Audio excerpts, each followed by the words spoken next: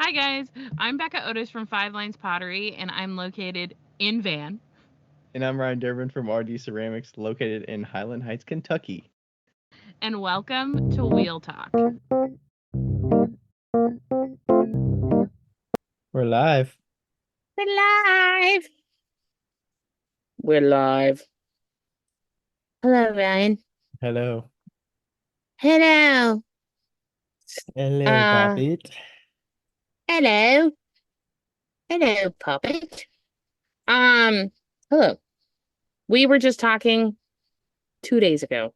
So I feel like we don't have a lot Very to talk recent. about, I have a but couple of small things, but nothing I do major. too. Okay, great. Let's get to it. Do you want me to go first or you to go first? You usually go You can go first, but first. I can go You can go first this first. time. Yeah. Okay. Um, accountability, and her name is Melissa Beal. I also have an accountability buddy online, and that is Aletha. Aletha, why, Aletha Bean. Bean. I don't know why I just forgot the bean. Um, It's her anyway, Instagram handle. uh, That's not her last name. yeah, that's not her last name. But her first name is Aletha. Anyway, Melissa. Okay, we talked about we talked about this like probably a month ago, and I was like, yeah, maybe we can do this, blah blah blah blah blah. That was when I was kind of like figuring out my YouTube channel and getting that up. And then I decided a while ago that I wanted to go to South Carolina and North Carolina in November after the coffee show. That was already decided, but then Aunt Michelle came, which is actually Melissa's aunt, and and she lives in northern Pennsylvania, and I was like, I want to go visit Aunt Michelle because she has a pool. And not that's not the only reason.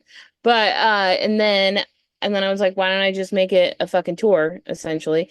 And I planned out all the cities that I wanted to go to, kind of like made sense. And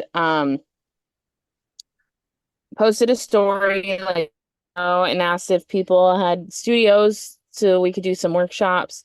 And what's cool about the workshops is that I can bring my own kiln, so you actually don't need a kiln. It could just be like an art space, you know? I can Mm. just fire it in my kiln. So that's really cool. And then I like went down to Melissa's, like into the studio today, and the first person reached out to me to be like, "Hey, let's do a thing." And I was like, "Oh shit. Okay." Like now I gotta Yeah. like get my shit together and do the timing. And And you got to figure out pricing and stuff. Or I'm guessing I they're all got different depending on the place. Like, what's your day rate? What's look your. at this. Oh my gosh, look at that. She's Look at got this. cities with I got dates. I got like 10 cities. 1, 2, 3, 4, 5, 6, 7, 8, 9, 10, 11, 12, 13 cities with dates. And then me and Melissa went through and we did a calendar and we did all like visual representation. Oh my And gosh. then Melissa was like, okay, let's talk about how you're going to make money. And so then we went in with Orange and was like, Michiana Pottery Tour, the coffee festival. I'm going to do an earring drop on this date, an earring drop on this date. Like we went through everything. I've got literally October through December planned. Nice. That's good. I even put my mom in the calendar. Your mom? What do you mean? Well, I put like, Her you birthday? know, no, going home for no, her birthday's Thanksgiving, but going home for Christmas. Mm. And yeah, and now I can like tell studios when I'm gonna be in their area, and I think I'm just gonna do 60, 85 per person. Just Since I'm flat. already gonna be in that area, it doesn't make sense to charge like Well, I'm saying some traveling. places I think you normally do a day rate. So you just say my day rate is $600 or $750, and then it's up to them Yeah, to decide what the fee. I don't know. It just depends. I know day rates are kind of a standard for workshops for people I rather than know. here's a ticket price. I don't know. Yes, but I feel like because it's earrings and you don't have to have any qualifications at all, you know? I think a ticket price and splitting that ticket price is nice, but How do you I'm sure split it? that'll You'll have to figure that out with the different studios. usually like 60/40 or 50/50. You know, Yeah. it So are depends on you, who's bringing materials. I'm bringing the kiln. so now that you've got the cities and dates and everything, are you gonna cold email or cold message places in those cities and just Sure am. You'll be proud of me though. I we even scheduled in a 3-date period where I'm not gonna tell anybody where I am. Well, I mean, like, I'll tell people where I am, but I'm not gonna like contact any studios in that area. And that's like between Philadelphia, which is Delaware, and Norfolk. Because I have been to Delaware, but it's been a very long time, and I know it's gonna be absolutely beautiful, like driving through Delaware. And Mhm. so, and it's like right next to the ocean, blah, blah, blah, so, and then I'll get to Norfolk, Virginia, and yeah, so that'll be good. Actually, I don't know if it's going to be beautiful. It could be garbage, but I highly doubt it. Yeah, I don't really know that time of year. I'm sure October going up that direction is probably nice or up and then down, but yeah, I don't know about November. Seems like it'd be manageable temperature wise Aha! though, being in that part of the country in It November, says December. Delaware is not only famous for its miles of beautiful family-friendly beaches along the Atlantic coast, but our coastline is also among the cleanest in the nation. Boom. So keep it clean, Becca. I always keep it clean. Pack in what you pack out. Pack out what you pack Nice. in. Nice. Um, yeah. So And so, do you want to tell people the gist of the cities real quick? yeah, I will tell you the gist of the cities. Since So if you're this in will this be out city, plenty in advance, and this is between when and when? You don't have this to is get the dates for between every city, but just this is between October 1st and December 15th. I bet Queen City Clay would do a workshop. What do you think? they might. You should probably reach out to yeah, reach out to John Steen. John. I'll give you John's info. Or you could just reach out Okay. to Queen City Clay's Instagram, but I think John's email would be better. Yeah. So this is between October 1st and December 15th. Hmm. Well, technically the end of the year. So October 1st is Sheboygan, Wisconsin. This is my only jet the other way because baby Andrew would kill me if I didn't come and visit him. So, Sheboygan, and then I'm going down to Indianapolis October 7th through 10th, and then Cincinnati to your house Hmm. until our coffee festival, which is the 28th. And, um, I'm not going to say the rest of the dates. Okay, and then Columbus, because I want to hit up Mako, Columbus, and Ohio, then yep. Towanda. Yep, Towanda, which is where Aunt Michelle lives. What state is And that? then Pennsylvania? Philadelphia. That's Pennsylvania. Philadelphia, and then Delaware and Norfolk, Virginia, then Charlotte, North Carolina, Charleston, South Carolina, Savannah, Georgia, Atlanta, Georgia, Birmingham, Alabama, and Memphis, Tennessee. And then I head to Colorado for Christmas with my parents. Wow. I haven't told them I'm gonna get Christmas, and I'll bet you They're gonna be on a cruise. $2. No. Yes. Yes. I will bet you $2 that my mom is like, nope, we're gonna be gone. I You'll be like, house to guarantee it. myself. No. Would you drive there if you knew they're gonna be gone? Absolutely not. No. Yeah, that's a It's long way trip. out of the way. You might need to crash the party and see Isaac Shoe. Yeah. Isaac would get pissed at me if I passed him again and didn't visit him. But you know what? He never calls me back. So, I'm sure he's hearing this right now, so yep. Gotta be a friend to get a friend, Isaac. not keeping the friendship lively. Anyway, Yeah. Oh, and I'm gonna spend Thanksgiving with Cheryl Krebs. I'm very excited. Nice. Yeah. Yep. All right. I feel like Already. my news is nowhere as near exciting as that, but That's um okay. these are both kind of soda related. So Ooh. I did the soda firing at the house last weekend. I think it Hmm. was last weekend or 2 weekends ago, and had some good results. It was kind of the last time doing it by myself before doing the workshop with folks, which is going to Hmm. be August 23rd through 25th, which is technically the first one because I had to cancel the last one because I didn't have enough enrollment and stuff like that. So I've already got 4 people signed up for the soda workshop coming up Nice. that weekend. I'm going to be doing another one, I think in September, and then maybe another one in probably November, so or maybe October. So, um, yeah, if you're interested, reach out to me. I What don't date know is it? exactly when the workshop that I'm hosting first is August 23rd through 25th. It's at my home in Northern Kentucky, outside Cincinnati. I think this is going to come out right before that, so I don't expect anybody to join it from listening to this unless you're local, maybe, or you just Yeah. want a last minute trip.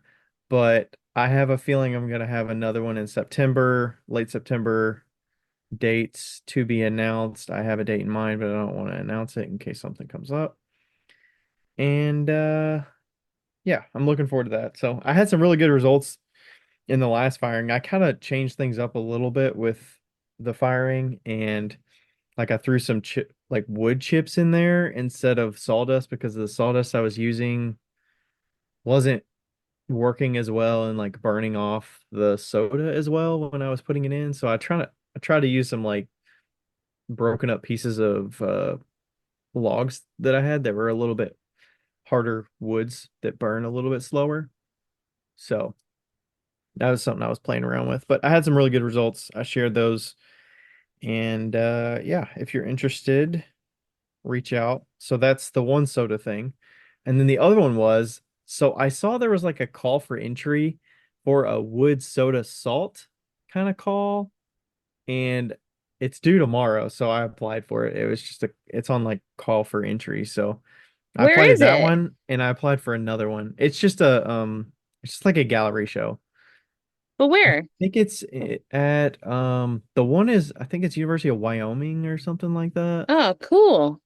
And then the other one is at in Mississippi. Let's see, what was that? It is the other one is Cups of Contemplation, University of Southern Mississippi, Museum of Art.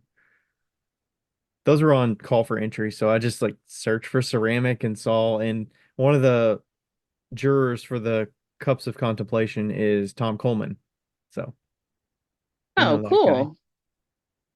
I It's do part know of that guy. it's like paired with a larger event that they have going on.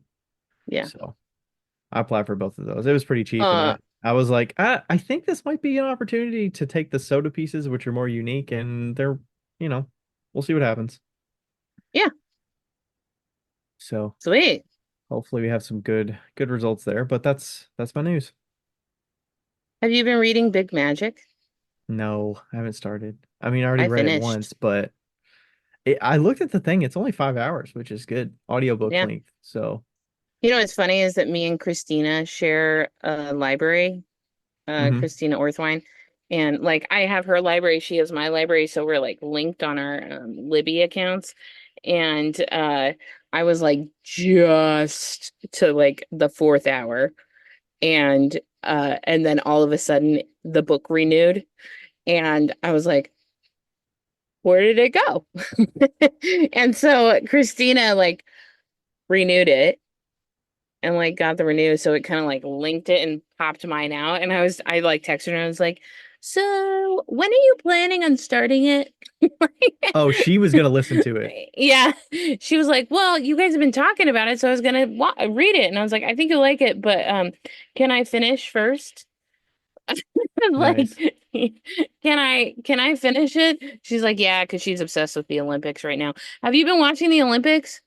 Not really. It's kind of a weird time of day, so I don't really watch that.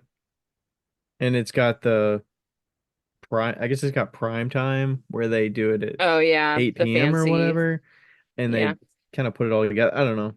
You know, I hate ads, so I'd rather just get to Yeah. the meat of the events or whatever and see what's. I did watch a couple events. I watched a little bit of the swimming, I think the second day that it was out, and then there was a little bit of the gymnastics qualifying for the men, and that was all I Dude, saw. I didn't see any of the other events, but the team men's gymnastics was amazing.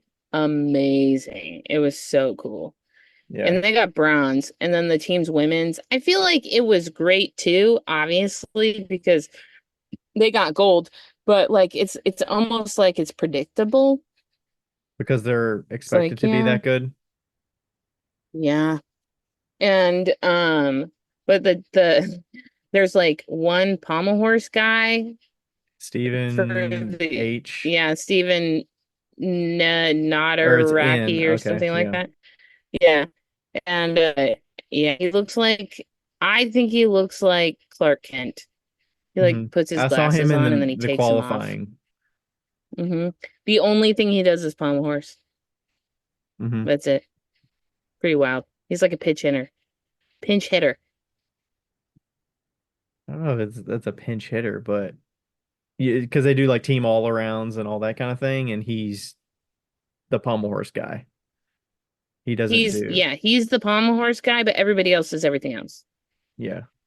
But they have pommel horse events individual too, right? Yeah. Besides team hmm events, yeah. Yeah. Yeah. Also, I'm just gonna say this. I think it's really dumb that the men don't have to dance in their floor routines. Like, what the fuck? If you're gonna make the women dance and like Are do they it to made to music, you should make dance, the or men. do they just Yes, decide to do it? they have to do like rhythmic shit in the women's one. And I think the men should also do it to a Mm. song and they should also dance. Like, it's just They don't play dumb. songs at Like, all for the men? no, they just do like four floor passes and that's it. Oh. Are you sure And that's they not just like just st in clips and they like put songs over the clips just for the entertainment value no, of it? no. Really? The men don't do it to songs. This is how it's always been. Men don't do it to songs, but the women have to. Oh. I saw there was something that was showing they have to do something that is not, they have to do a stationary act Yeah, they have on to the like floor break dance routine. essentially. I Yeah. saw the men had to do it, and it basically looked like he was doing what he does on a pommel horse Yeah, it's break dancing station. essentially. Yeah. Yeah. Yeah, and like they have to show their like control skills and shit like that. Yeah, but still they should do it to music. It's Hmm. dumb. Or don't make the women do it to music. Like let's come on, guys. Is that your Like favorite event to watch? I really like diving. I Um actually did watch the synchronized. There was a synchronized diving that I yeah, saw that first night too. That was kind of interesting. I don't know. but traditionally, yeah, gymnastics has been always my favorite. I like diving, gymnastics, and trampoline. Trampoline? What do they do on Oh that? yeah. Do they just They do jump flips and stuff? yeah, they jump like really high and do a bunch of flips. That's not a team event, I'm guessing, right? No. But they do synchronized trampoline. Oh, Two really? tramps. hmm Wow. Yeah. I have not seen any of that. I think And I I always also just liked like the swimming. I think that's pretty entertaining to see. yeah. I also like table tennis. Like when I was growing up, we watched everything. And we were like Mm. Olympic people. Yeah, I like table tennis too. Um, but also this year there is breakdancing in the Olympics, which I think is cool. Hmm. And skateboarding. I really wanted to watch skateboarding. So when do you watch it during the day, or are you only watching it during prime time when they show it on NBC or No, Jen has DirecTV, so she recorded everything. Oh, okay. Yeah, so So you get to see the different events during the day and you can yeah, and probably skip around to it, which is nice. I've just been kind of like watching it when I can. I'm not being too crazy about it, but yeah. Yeah. Yeah, Cool, I cool, don't cool. dig into that too much, but Yeah. yeah. All right. Good little intro Mm, there. A little catch You know up. what time we started recording? 33 minutes in. Okay. Cool, cool, cool. Cool, cool, cool. All right. So, Do you want to do a listener question or do you want to talk about our folks over at Hot Kilns? is that a rhetorical question?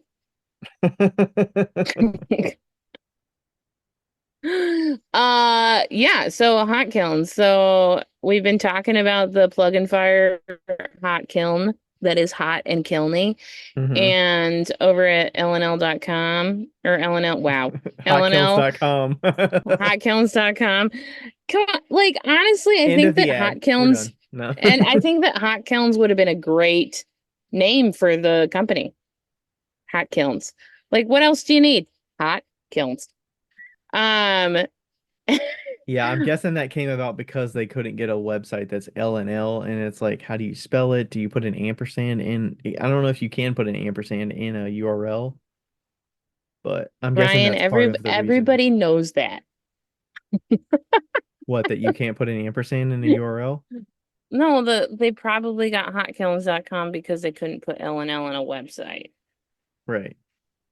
Well, I mean, they But probably started before websites were standard, but still the most brilliant, actually, honestly, I feel really privileged to have two of the most brilliant uh like website names, hotkilns.com and Kiln Shelf. Like what? We yeah. we kind of hit the money on that one. But anyway, so I just wanted to also like I wanted to say last night I painted some earrings and I threw them in the kiln at 11:30 and fired it to cone 4 because that's what I fire my earrings to. And then I came down at 10 o'clock. It was at like 500 degrees and it cooled down. I like opened it up a little bit and I had them out by 11. Sweet. And that's the kind of turnaround you can get if you're not looking for like a slow cool or a, slow fire or anything like that. It was a 4-hour firing, like 4.5, I think. And yeah, it was fast and it was great. It was perfect. It was exactly what it needed. It hit the temp that it needed to hit. And it was just boom, boom, boom, boom, money. And if you are doing something small like jewelry, like if you're doing jewelry at all, even if you're doing regular stuff, poof, this kiln is for you. Like even Yeah. if you have regular kiln loads, this kiln really is amazing. I would imagine just the loading process is much more manageable too. You're not bending at the waist. You're not being, I don't know. Yeah, I mean like the kiln shelves are 6.5 by 6.5 or something like that, Yeah, Like it just feels like you can kind of get down at like an eye level and kind of like fiddle with it, and it's not, yeah, make sure that things are in the right spot and yeah. all that. It's fantastic. And also I learned from Hope that you can actually get like an app on your phone that I hooks think into the it's called Kilnade. Is that right? yeah, Kilnade, that you can get an app from your phone that hooks into like how the firing processes are going. It is a paid app, so I have it, but I don't have the paid version. oh, there's a free version? Okay. Yeah. Well, there's a free Well, version. the thing is, the one that I have just tells me the kiln, and then I can click on it and see what the temperatures are in the different zones. Like right now, I have a bisque firing going, and this is what I can see. Oh, okay. So you can see Yeah. the different temperatures in the zones. It tells you what the program you selected. But I think she has a different one that's got the um that actually shows like the cycles or something. It shows the graph as it's firing or whatnot, maybe. Yeah, so I think there's a paid version that you can get a 30-day trial for, and then I think it's a yearly subscription, I'm not sure. But if you're very concerned about how your kiln's firing, that's a very good way to go for it. Also, if you're a nervous Nelly, hmm that is worth its weight in gold. If you can just see it on your phone and you don't have to move, that's great. Love that. Yeah. because it can tell you if it's on fire.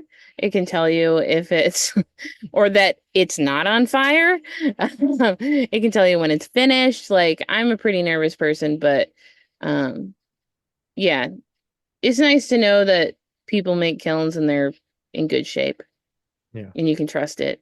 You know, that's the biggest thing. Also, a big shout out to Hope because she's been doing some documentation of the kiln. So if you're curious what's going on with, Yeah. what does the box come with? What does the first setup look like or the first firing? Like she's been documenting that stuff on her Instagram at Lemyansky Studios. So you should follow her if you want to see like up close and personal look at the kiln Yeah. and how that's working. But I just saw that Tim C got one today. I did see that as well. Yeah. Yeah. So they are showing up at people's doors. I believe they're on Clay King. And um you I can think so too. also Yeah.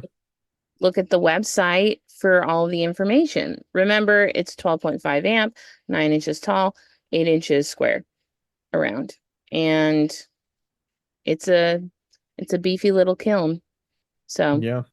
you can find it at Hotkilns.com. hotkilns.com. Okay. Yeah. And break. Break. Break. All right. Do you want to hear the first listener question we've got? Sure do. All right. It is from our friends at the Just Us Collective. You remember those folks? I do. I have earrings hanging up over there of theirs. Nice. Okay. It says wholesale question. Is there a typical time range your stores send you payment after you send them your goods? We have a couple we really need to hound. We find it so counter to what they preach. Look at us. We are a store that supports artists, but they don't pay us promptly. We do depend on their orders though, and don't want to lose their business. That's The awesome. Just Us Collective. Ugh, that's the worst. So it depends on if it's wholesale or consignment, clearly. Consignment, you should be getting a check at the end of the month, monthly, and Well, wholesale, some of the consignments do it differently. They do it based on, well, it's like quarterly. Some of them, I've had some that right. are quarterly, some of them that are the month after the like 2 months removed kind of from when they sell. But yeah, Yeah. I mean, anyways. obviously, there's people do things different. However, they should be timely and it should be within a contract of when you should be paid. Yeah, you shouldn't have to be asking them for it. Hmm. That's a little ridiculous. I think a good method to do it if you're struggling with people paying is sending them a fair invoice. If you have fair, like sending them an invoice that like fair will pay you, and if they don't pay fair, fair goes after them. So they're a good in between if you have fair. Uh and if not, like Square has invoices that can remind, like gentle reminder invoices. I Yeah. would That's like the easiest way to kind of like be like, hey, by the way. And the Square ones are, you set it up when you create the invoice, but it's kind of automated in a way where you shouldn't feel guilty about the automated emails going out to them to Yeah. remind them. Because I use those. I use at least two, but they're also getting the initial one when it first gets created. So, three reminders should be plenty, but if they're a little behind, don't feel bad about doing more. Also a good way to like kind of get a check. And it depends on if they're local or not. Like if they're local-ish, like you could drive there. A good way to get a check is to email them and say, "Hey, I happened to be going through your area and I was wondering if I could stop in and pick up the check for my goods that you owe. If you need a reminder of how much it is, here's the invoice. I will be there on Saturday at 2 p.m. Is there a way that you could have the check waiting for me?" That's a great way to remind them, but also be like, "I'm gonna be in the area. Like, isn't this so Yeah, convenient?" I'm coming to You you. know? You don't have to put it in the mail and worry about if it's going to get stolen or, Yeah. you're going to take forever to cash it. Like, hey, I'm asking about it. Yeah. How do you think you would? So I was looking at my wholesale terms of what I have. I don't it's slightly different if it's a repeat one, but my criteria is that I either want to be paid by check or bank transfer Mm-hmm. because if they use a card, Square's gonna take 3%. Bank transfer is only 1%, so I stick to those two. Um, and then my criteria is new clients are gonna pay 50% deposit up front before I even start on the order. So that's a good way to get commitment from somebody that you're not sure of. You don't want them to be flaky because typically a first order is going to be not small. So that's part of the way that I secure a little bit of the funds. And then I invoice them for the end on delivery to pay the rest of it upon delivery. Mm-hmm. And then if they're existing clients, I have it due within 30 days from the invoice date. So typically I will if they place an order, I'm usually gonna send them an invoice, I would say within a week before delivery, so that it's kind of within 30 days of after they've received it. And that's pretty standard. That's like net 30 payment. That's pretty standard for wholesale, but that's kind of a way so that we work together on timing and we have an expectation of you know, hey, I deliver, you pay. And that's just kind of how it's worked out. There have been a number of them because there's a few of them that when I deliver it, it's like a lot, and they just hand me a check when I deliver the pieces, which is great. I think getting them as far in advance, even if uh your commitment is 4 weeks to delivery and you send them an invoice 2 weeks like halfway between, and you're still on plan to meet the delivery time, sending it 2 weeks in is good because it gives them 2 weeks to get, if they have a finance department that they need to send the invoice to and get the check written, sometimes it can take a week or longer to get checks written. So they can hopefully have it ready for you when you're delivering it at week 4. So I think that's a Yeah. good option to send it to them. And I always add the reminders on there. I think I typically do uh 3 days after due date, and then I do 5 days after due date is usually what I set the reminder. If it's a 30 days away, I might do a 1 day before, 3 days after, 5 days after, and that's usually how I do it. There is, I think there's a mention of a late fee. I don't know. Actually, I think I removed my late fee off of here. Some people put late fees on their contracts though. Maybe I have one on here of, yeah. I don't know, you're subject to 5% interest penalty every 30 days. Like you could put that in a contract to sign it with them if they're willing to do that. Yeah. And then if you want to enforce that, you can, change your invoice to add 5% and that'll get them to pay. But Yeah, I mean, it really would. And if you're having issues with that, maybe start doing that, just being like, hey, I've had some issues with clients in the past, so we're doing this. And yeah, if you want there's to get no, them to sign an agreement, I have a wholesale agreement I got from Becca. Write up a wholesale agreement and have them sign it. I I think when I they have it. I think Okay. they have it, but I'm not sure.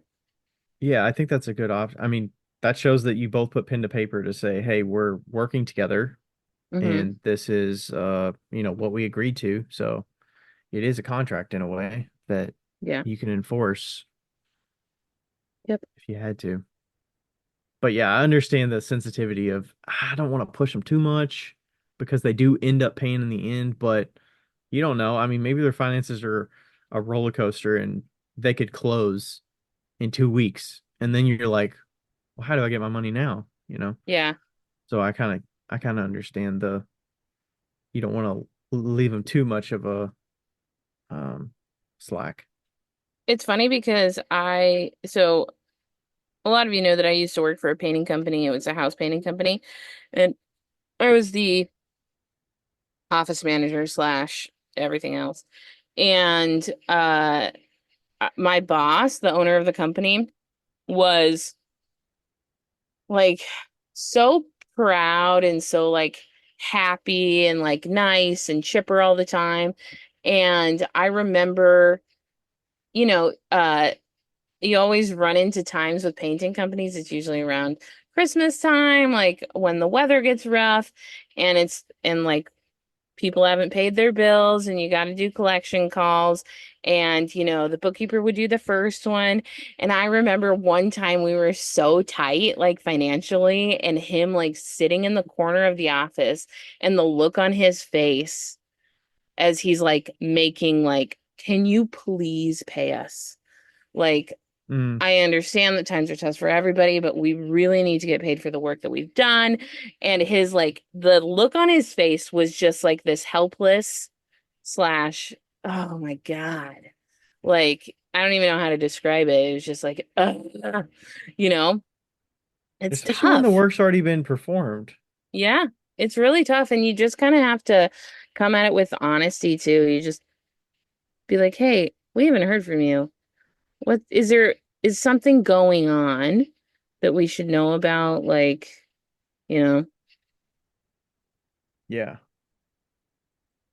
I mean, like and sometimes if it's it like, is even if it's, hey, the person I've been emailing no longer works there. Like, is there a right. new contact? Can I call and get in contact and be like, hey, we have an invoice that's outstanding. Is like, do y'all have any And if update it's on it? like, yeah, and if it's like another small business owner, take them out to lunch. Be like, hey, what's going on? Like, talk about it, grow your relationship so that the next time this comes up, they're like, oh, we got to pay them. Yeah. Doesn't hurt to be top of mind so that they pay you first Yeah, when they know that because you could have been charging them interest that whole time. yeah. I I don't know if this is like I mean, when you have like 60 to 100 wholesale accounts, that's one thing. But if you have wholesale accounts that are around you, that are like in proximity, I think it's really good to like become familiar with them, create a relationship with them, whether it be like, hey, let's meet up once a quarter and have lunch. Let's talk about business because we're both business owners. Like, let's talk, there's nothing wrong with creating relationships with the people that you wholesale with. In fact, there's a lot of good that comes Hmm. out of it. Yeah. Yeah. Write them thank you cards at Christmas time. Yeah, I did Like that you do last that. year. Yep. Mm-hmm. I did that. And then Yep. I sent them emails, I think early in the year, that was, hey, I'm planning for my year ahead. I've got shows coming up. I want to just make sure that I get you in the queue. Let me know what you're thinking. Yeah. And that's just good business too. Just Yeah. to Because when you're desperate for money during those months and you know you could use it, you know, I wouldn't really call those cold emails either. You already have a relationship, Mm-mm. so it's just staying in contact, you know. Yeah. And it's fine. There's some wholesale accounts that, didn't reorder this year. It's fine. Maybe they were going a different route with those products that they previously sold of mine, and or they, wanted to try something different. It's Yeah. fine.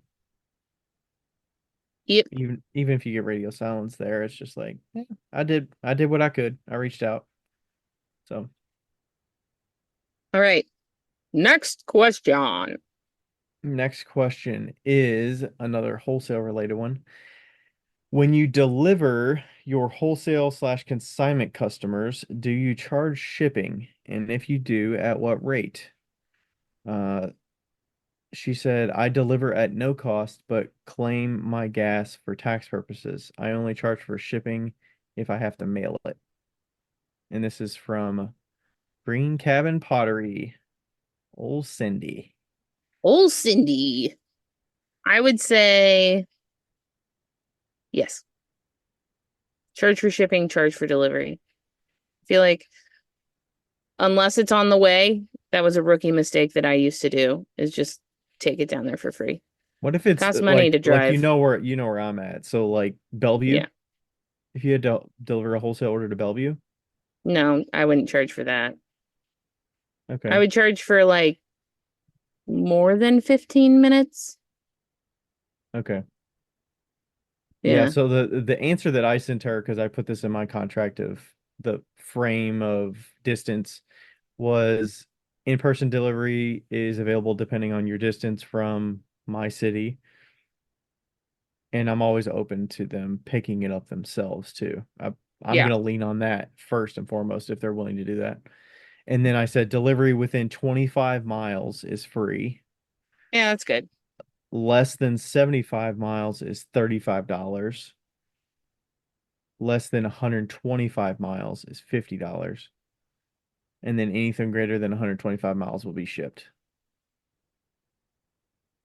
And I made an exception because some of it I was kind of on the way. Like On the one of the way. places is over in Illinois, but I took the batch with me when we went with my brother and sister-in-law for a trip, like weekend trip, and we were kind of in that area and we met up along the way.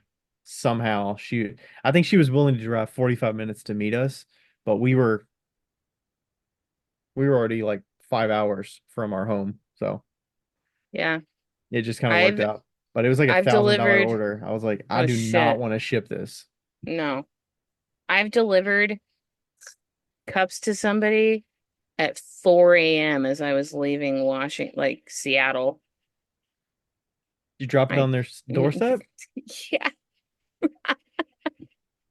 I mean, a lot of times it's just I don't want to pack it up and ship it. The work involved in shipping it facts. sucks.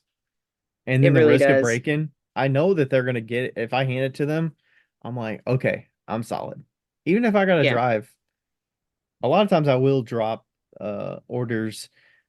And another good thing is I time this with other events that I'm doing. Doing the shows a lot and traveling helps out with a lot of these things because, for example, there's a wholesale order I'm delivering for 40 oil bottles, and she's located 30 minutes south of Lexington. I got a show in Lexington in 3 weeks. I reached out to her about 4 or 5 weeks ago and said, hey, I've got this show coming up. This is when I'm going to be in town. I'll be here this time. I'll also be in Berea, which is kind of close, in October. So, like, let me know if you have an order. I'd love to bring it to the show. And we've done that in years past. So, anytime I'm in Yeah. Lexington, I'm kind of like, hey, I'll be there. You don't have to pay for delivery because I'm going to be there anyway. So, Yeah, and usually they'll just give you the check when you show up. exactly. That's the person I was talking about. So she's Yeah. gonna pay for those 40 Ora bottles, give me a check. I'm gonna hand them over. Done. Boom. Easy peasy. Wipe your clean. Yeah, wipe your hands. Yeah, I mean like I would go get clay and on my way to get clay, literally 2 minutes off the freeway was the plant shop that I used to wholesale at. So it was no problem just dropping it off. I just pull up in the alley, put them in, get the check, walk out, go get clay. Hmm. Easy. You know? I mean, but that was when I was getting clay 2 hours away, 2.5 hours away. So it's Yeah. yeah. But Yeah, I've only had to ship the biggest ones that I have shipped have been orders that are going to a place in West Virginia. I've never physically been to the shop actually, but they yeah. reached out and I've shipped multiple big boxes. But you just charge for what the shipping cost is. Plus, I add a little bit more for, the effort to pack and ship it. It's not significant, but it's like $10 extra or something. And I've shipped that, but I don't want to be shipping 60, 70 pieces. That's a lot. Uh, can I tell my story before we move on to our next thing? Anyway, the bookend of this is yes, charge for shipping, yes, charge for delivery. Remember, you can still write off your miles if you charge for delivery. I still do that, yeah. Yeah. Okay. Can I tell my wholesale box story? Yes. I think is I this the think one that I'm thinking of? But yeah, you we've need all to heard it. we need to reinvigorate this story because it's a We good need one. to reinvigorate this story because it's a great one. So, Revive it. I okay, don't know. Reinvigorate's the right word, revive, but reinvigorate, we'll whatever. bring it back. Regrow. We're bringing it back. So I used to live in Monroe, Washington. We know this. And there was two ways to the post office. There was a direct route down Main Street, but I'd have to turn left. And then there was a up the road, up a hill, and then onto the highway. Not the post office, but where I dropped my boxes off. And then you turn right. It was all right turns, except for the last one. So it was easier to get to it by the highway. And I was packing up 40 mugs. It was 36 actually. 36 mugs for a place in California. And this was a normal order that I would do. And it would be boxed in a 20 by 20 box and all individually wrapped. This specific one, I was fighting for packing material. So it had some weird packing situations. But regardless, my sister and my uncle are coming into town, which never happens typically. And they came to have lunch. And I was like, hey, I gotta run to the post office because I gotta get this out today. So I'll come back in just a little bit. And so they kind of like walked around town. I get into my car, I drive up the street, turn right onto the highway, get to the post box, look in my rearview mirror, and my back door is open. The hatch of the car is completely open. And I was like, oh fuck, because there's no box. It's There's no gone. box. There's no box in the car. I was in such a hurry that I left without closing the back of the van or the car that I had. And then I freak out. I close the car, close the hatch. I drive back. This is like maybe 2 minutes of driving. Okay. 2 minutes. Yeah, I it's not drive that not back. that far. It's not that far. I drive back and it is gone. It is gone. And I'm like, what the fuck? How did it go that quickly? Like, what? And so I'm like going back and forth between just seeing like if it's anywhere. And I can't, I mean, it's 20 inches by 20 inches. It's almost 2 feet wide, a cube. And I text my uncle, I'm like, I'm gonna be late. Like something happened. And by the way, my uncle is not like a 55-year-old gentleman, my uncle is 80. So I feel like that needs to be added in there because uh that was just a whole part of the story regardless. Anyway, I'm finally on my way back to the post box and I get a call from a random phone number and I pick it up and I go, "Hi, do you have my box?" You just And knew he was like, yes, I do. And I was like, "Great, where are you?" And he goes, "I'm at Lowe's." Like, amazing. I said, "Where did it fall?" And he was like, "I was behind you on Route 2. I was on a hill and it rolled out, physically thumped on the ground." He said he heard it thump. And he was like, "Some homeless guy's going to pick it up." There's a lot of homeless people in Monroe. But I was nice to all of them. So they probably just bring it back. But some homeless guy's going to pick it up. And so he picked it up and he looked on the shipping label and he called me. And that is why you should put your phone number on a shipping label. Um, I think my business phone number was on it, or maybe my business name was on it. So he found me on Google. I'm not sure. Yeah, I But mean, it's got your address on there, I'm sure. So they're just like, oh, yeah. that's right there. Yeah, so I picked it up and the whole corner was crushed. And I like quickly unpacked it in my car and then repacked it and then got it back to the post office and just texted the wholesaler and I was like, here's what happened. I don't think anything's broken, but just in case there is, you just let me know.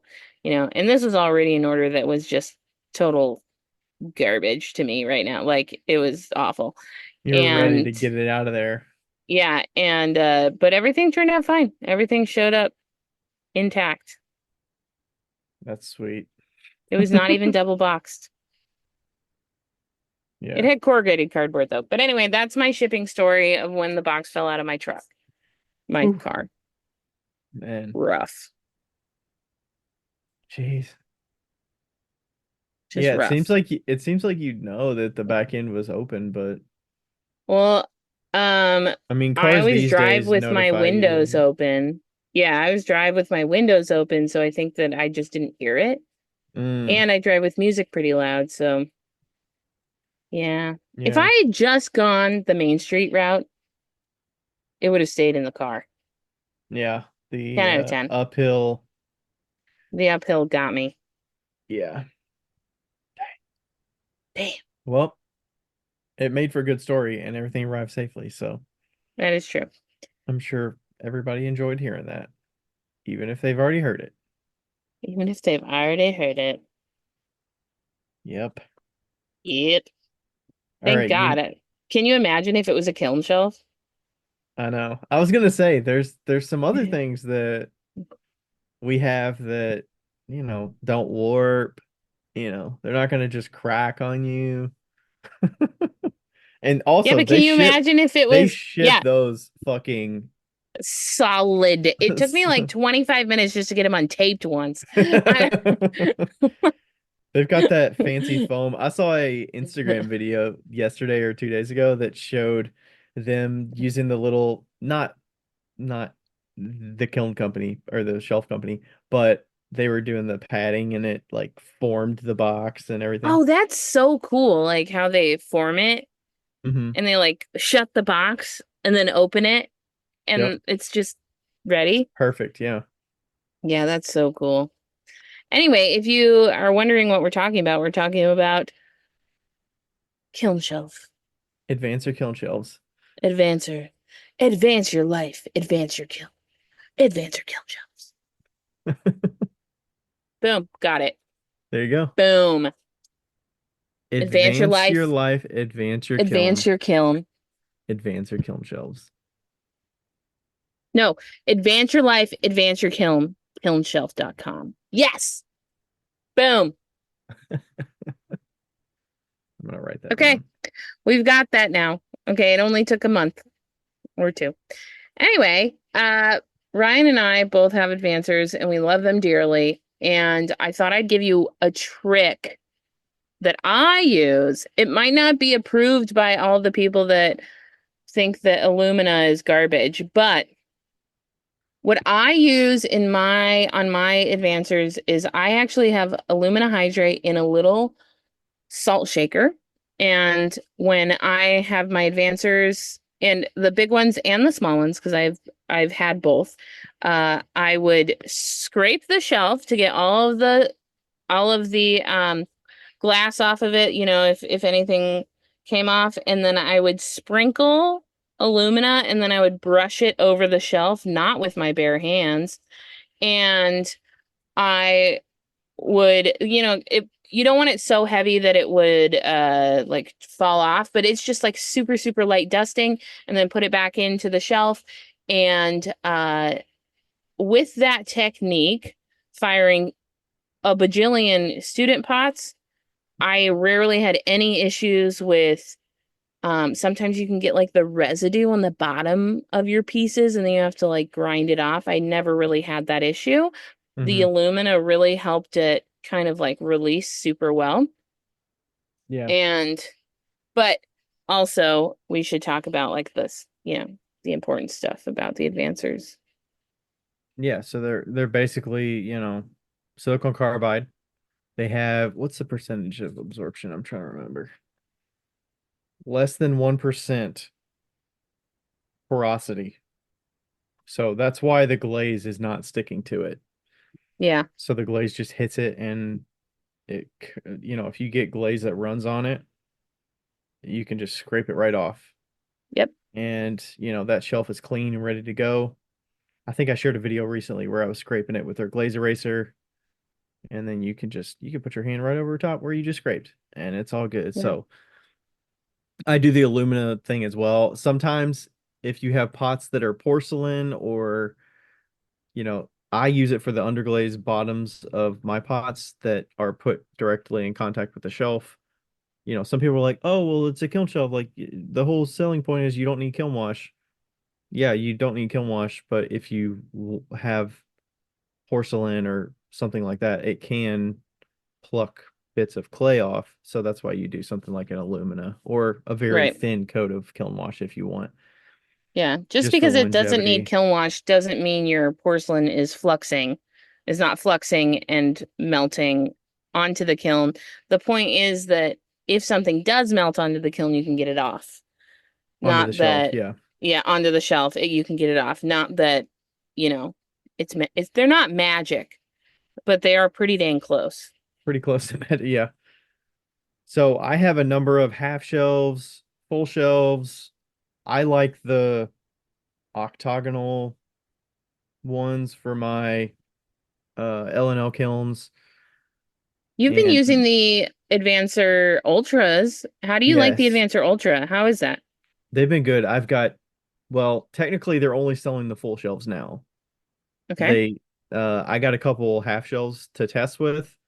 I mean, those have been just as good as the standard shelves. I mean, there's no warping, they're super light. I mean, when I'm loading a kiln, I'm basically not worrying about hitting the thermocouple or getting close or the you just have so much more flexibility because it's what is it? I'm trying to remember. An eighth. 4 millimeters thin. Yeah. The standard advancer is 8 millimeters thin. So Yeah, I think it's like an eighth inch. yeah, it's so thin. So thin, so light. I still do the aluminum dusting. It's great. I mean, I put them in the kiln and you take them. I mean, you could pick up the shelf like one-handed if you want. It's so Yeah, it's light. wild. So it's It's been good. It wild. works. It works just like the standard advancer, in I my can't opinion. believe that something that thin can hold like that many pots. That's Yeah. wild. And because the one that I have is I think it's a 20 inch is the Ultra that I have. It it works perfect in my new kiln because my new kiln has thicker brick. So be on the lookout when you're choosing the width of the shelf because if you have, for instance, my one L&L has 2.5 inch brick, and then my other L&L, my newer one, is 3.5 inch. So for the 3.5 inch, you have to get a 20 inch shelf, or else your knuckles are scraping the side. So Right. figure out which size works best for you. But the other kiln, I could use a 21-inch shelf, which is what I have for the octagonal full shelf that I have, and it works great in there. I put that ultra that I put that the first. I don't put it on the very bottom of the kiln, but it's the first shelf that I put in the kiln after I get that first level in, and then I've got the 2/3 of the kiln sitting on top of that shelf. Like I've had no issues with warping or issues Wow. with the kiln shelf having problems, so it's been really good. And they're gonna start making the kiln shelves for the plug-in fire. Hmm. Yeah, it says they're going to be 6 3/4, I think, square. Yeah. 6 3/4 square. Because yeah, you have very limited space for your fingers to get in there. Uh, I have 6.5. I always request for 6.5 because I have fat fingers. But also just dropping in jewelry can be kind of tough with a wider shelf. But yeah, it's gonna be great. I have a lot of the shelves and I haven't packed it to the gills yet. I'm ready. I'm getting ready to. So I want Are to. the ones that you have the Ultra or are they the No, standard? I have the standards. The standard. So Okay. yeah. And they're just Okay. fine. It's Yeah. like They did just come it's a out quarter with inch. they did just come out with 4 inch round cookies too. So if you're thinking about you're skeptical of paying for a whole shelf, you can get smaller cookies and maybe you've got some work that tends to run or you're worried about it. You've got Right. here and there that you refire and you just want to test, you know, a piece here and there. And I think the cookies they're 4 inches and they're like $45 plus shipping. So, you know, Yeah. that's an option. Yeah.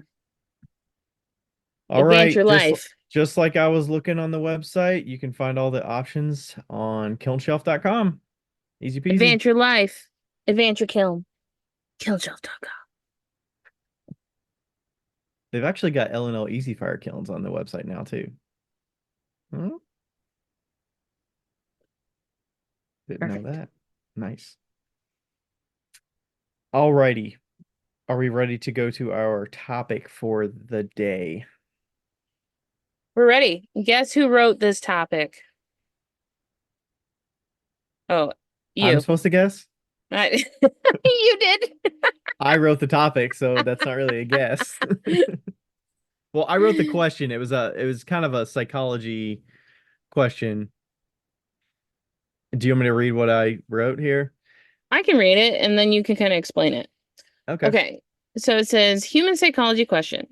Is this a fair hypothesis of two types of people?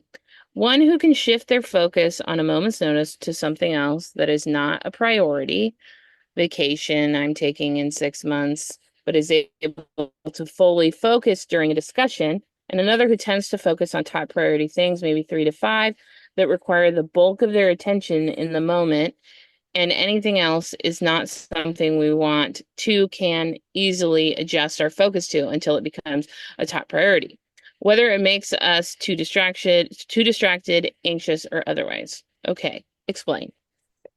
Yeah, I was basically trying to understand if there's, just when things come up. I mean, I think of it business terms, but also I am constantly, I don't know if, well, context switching is a pretty standard. Context switching is where you're going in Hmm. and out of different um scenarios or whatever.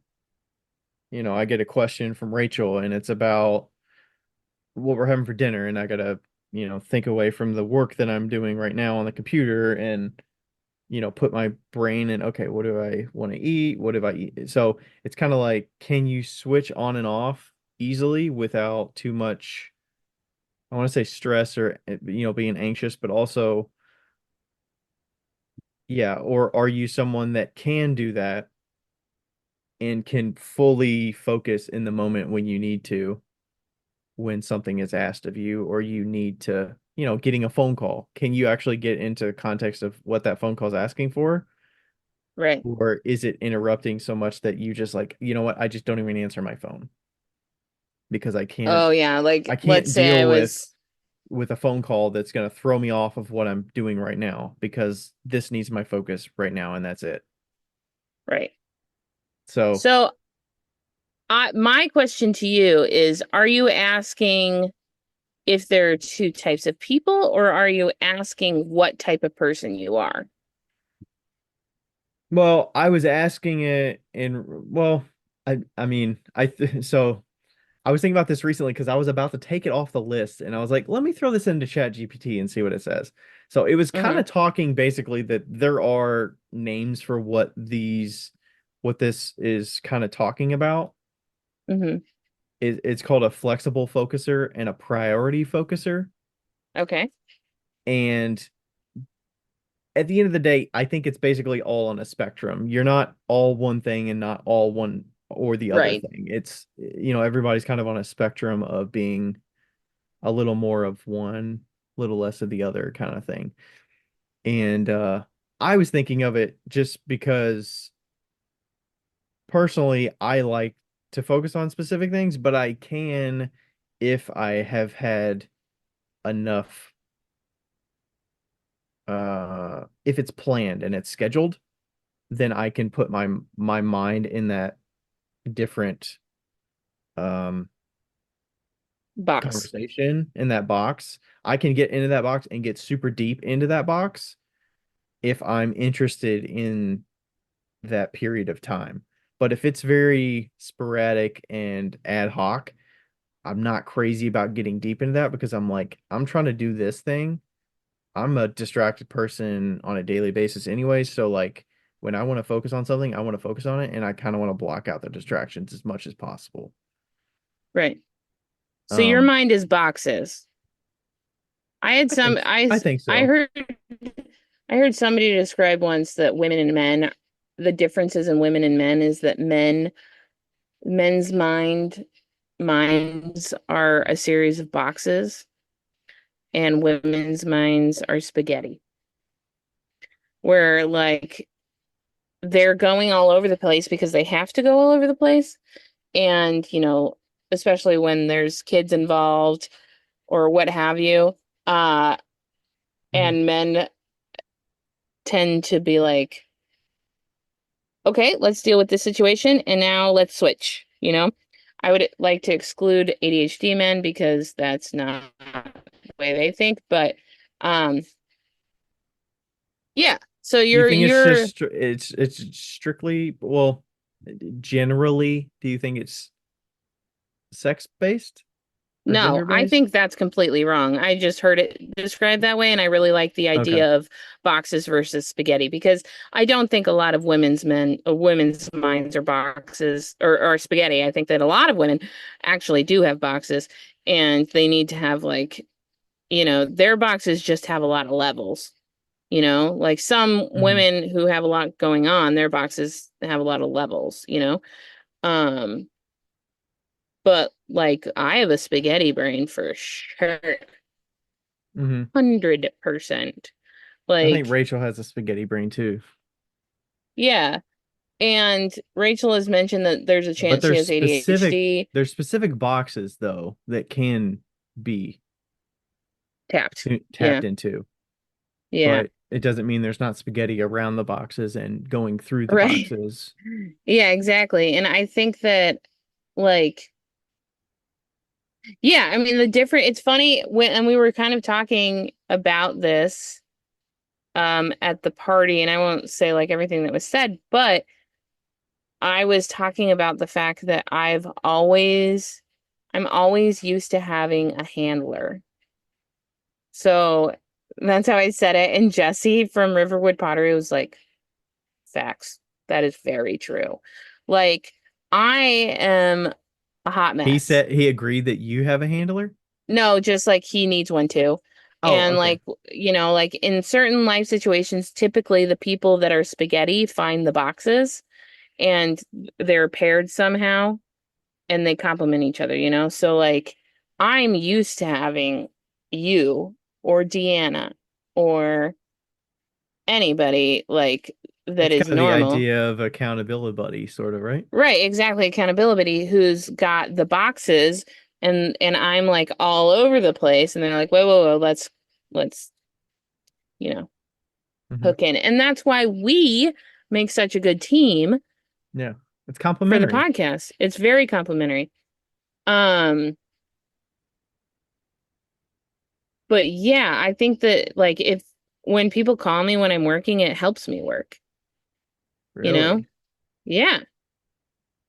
We've Do done do you podcasts know where I who the painted. right? Do you know who the person is calling you? It's not just a random phone call. Yeah, Like, do you answer random not a phone random phone calls? call. Yeah, definitely. It has to be like somebody I know. Okay. Yeah, See, I hate when people just randomly call. you're I am welcome. never in the mood for a random phone call. You're welcome. I just I just don't. I I mean, I will answer sometimes. Usually the phone call that I will answer that is not obviously family or whatever is Isaac. You don't really call me these days, but Isaac will call me every now and then. And I know that Yeah. it's a super quick thing. Usually he calls me during my workday actually. And he knows I'm on work mode and he just double calls it because he knows it, it auto. Such a bitch. So, and then if I don't answer, he's texting me and you ignore me and I'm like, I'm on a call. I'm on a meeting. He's like, Like I have a okay, okay. regular job, you jerk. Yeah, and then we'll talk for 30 minutes when we do talk. Yeah. But yeah, I'm usually I do not like the random phone calls. Yeah.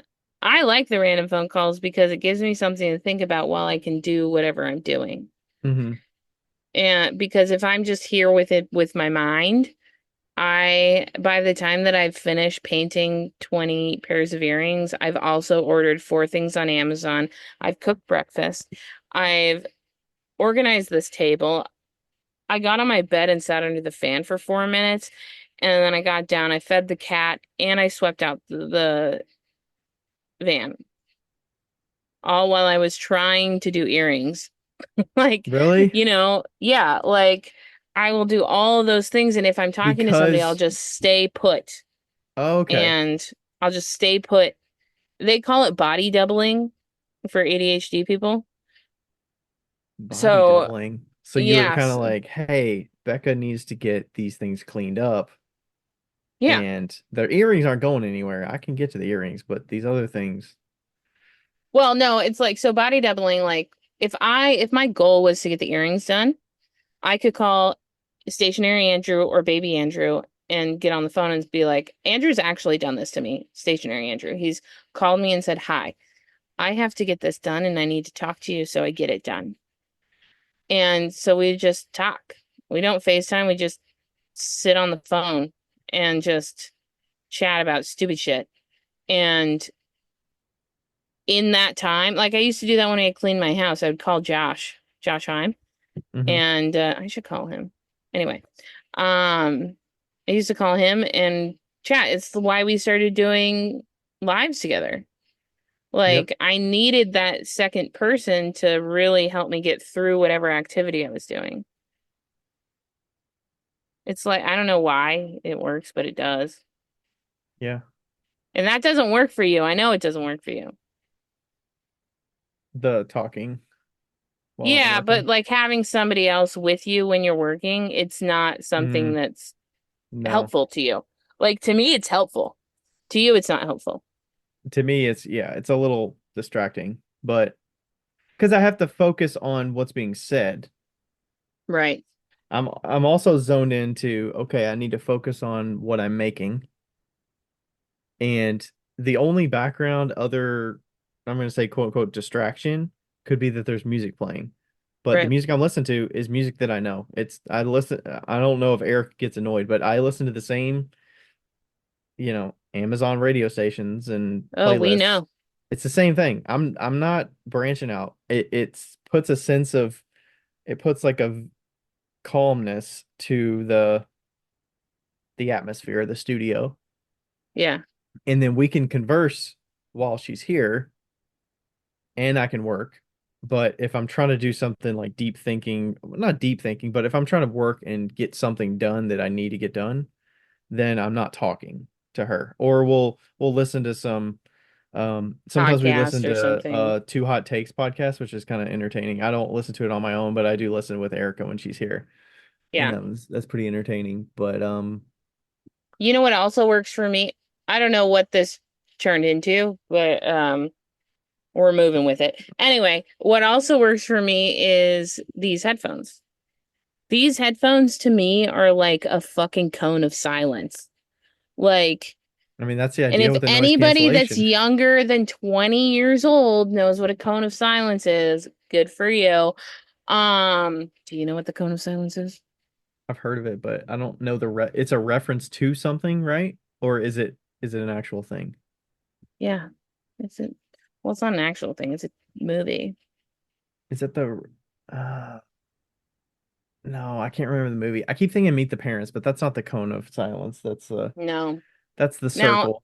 and of You're in the course now circle. I've blanked on the movie. It's the movie where his phone is a shoe. Um, I don't know. It I says get lost it. smart. Get Smart. There we Is it go. get It's Get smart? Smart. Anyway, The yes. original Get Smart, The not original Get Smart, not the new one. not the Steve Carell Get Smart. Anyway, well, he does use the cone of silence in that one too. But Okay.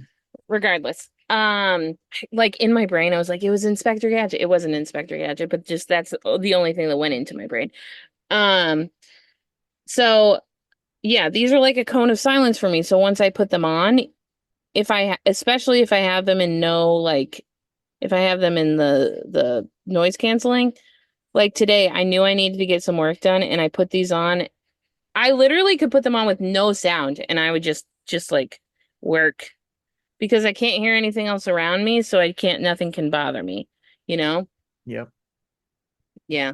I kind of feel that way. I was talking to somebody about this. I mentioned if I were to work in a coffee shop, for instance, there's like what kind of atmosphere do I want?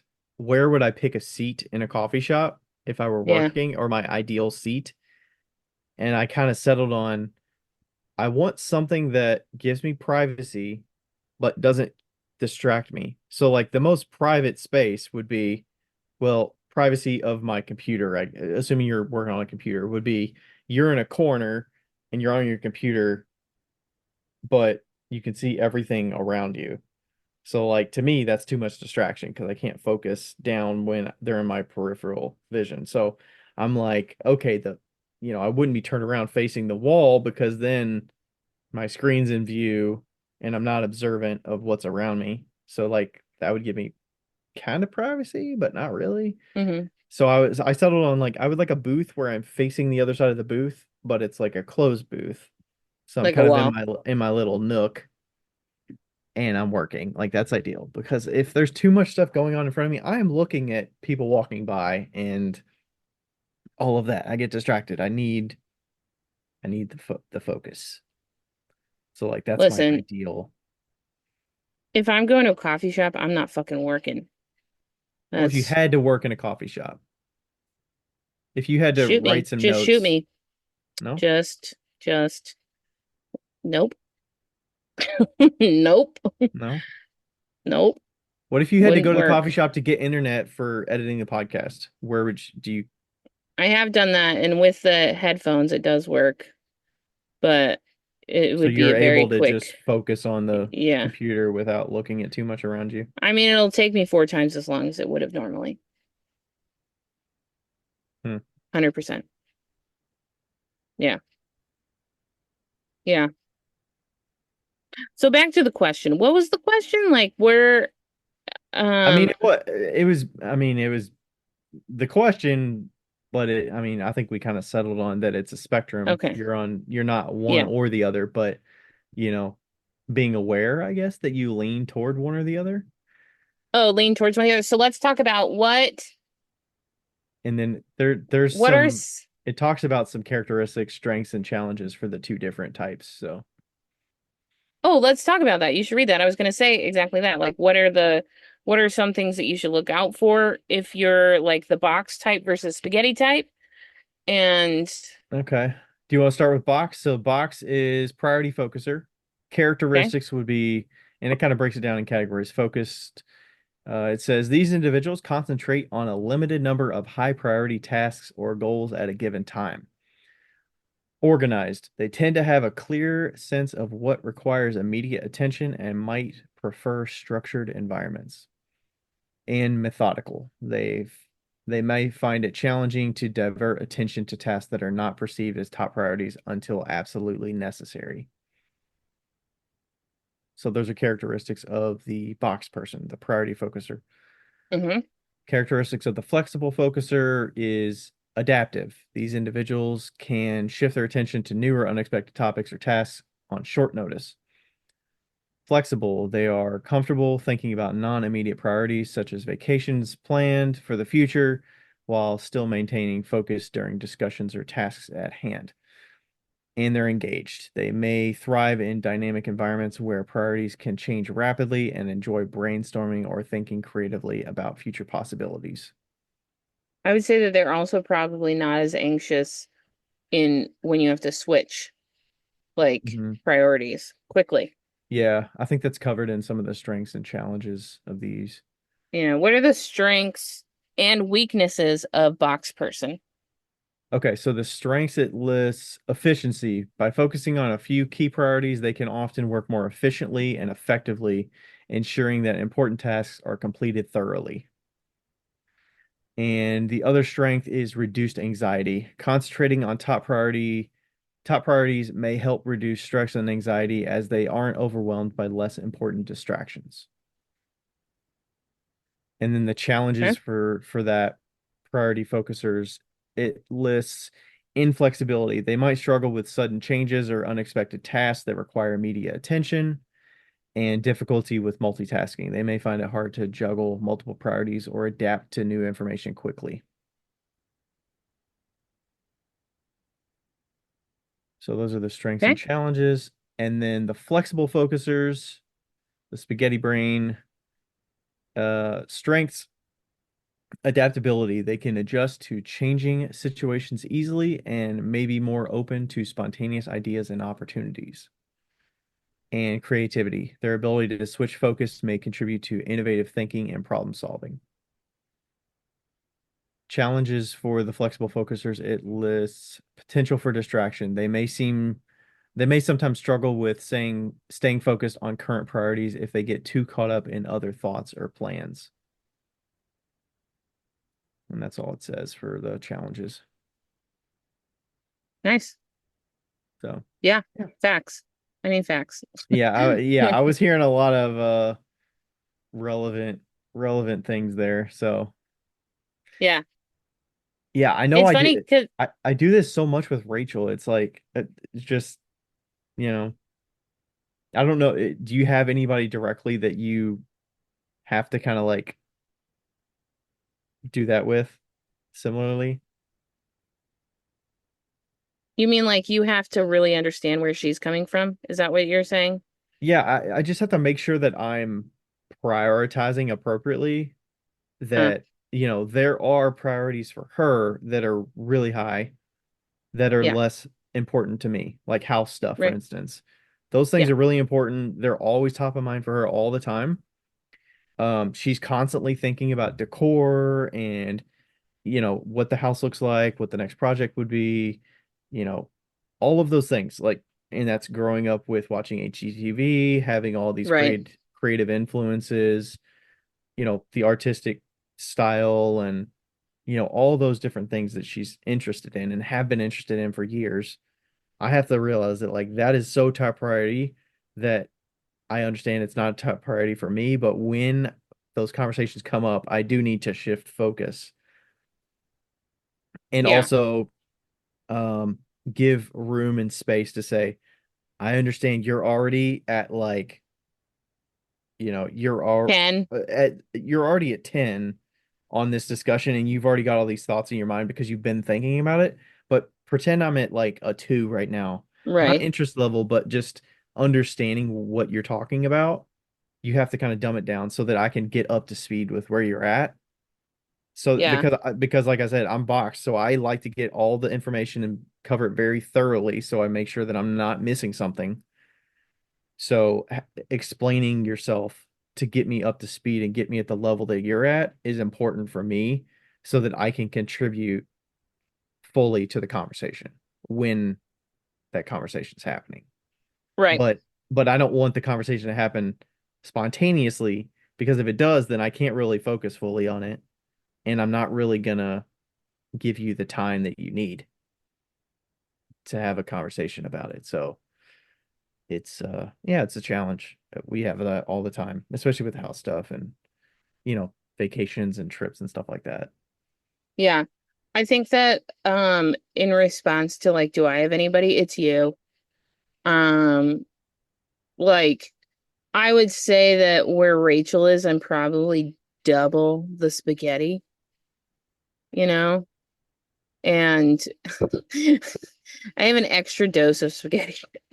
But but I think that this podcast, I mean really honestly, truly, I think that this podcast has helped me come into a space and be like, okay, we have to be somewhat organized. Like how are we going to do that?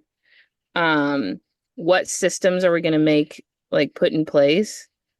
I feel a bug crawling on me and it's like on my back somewhere.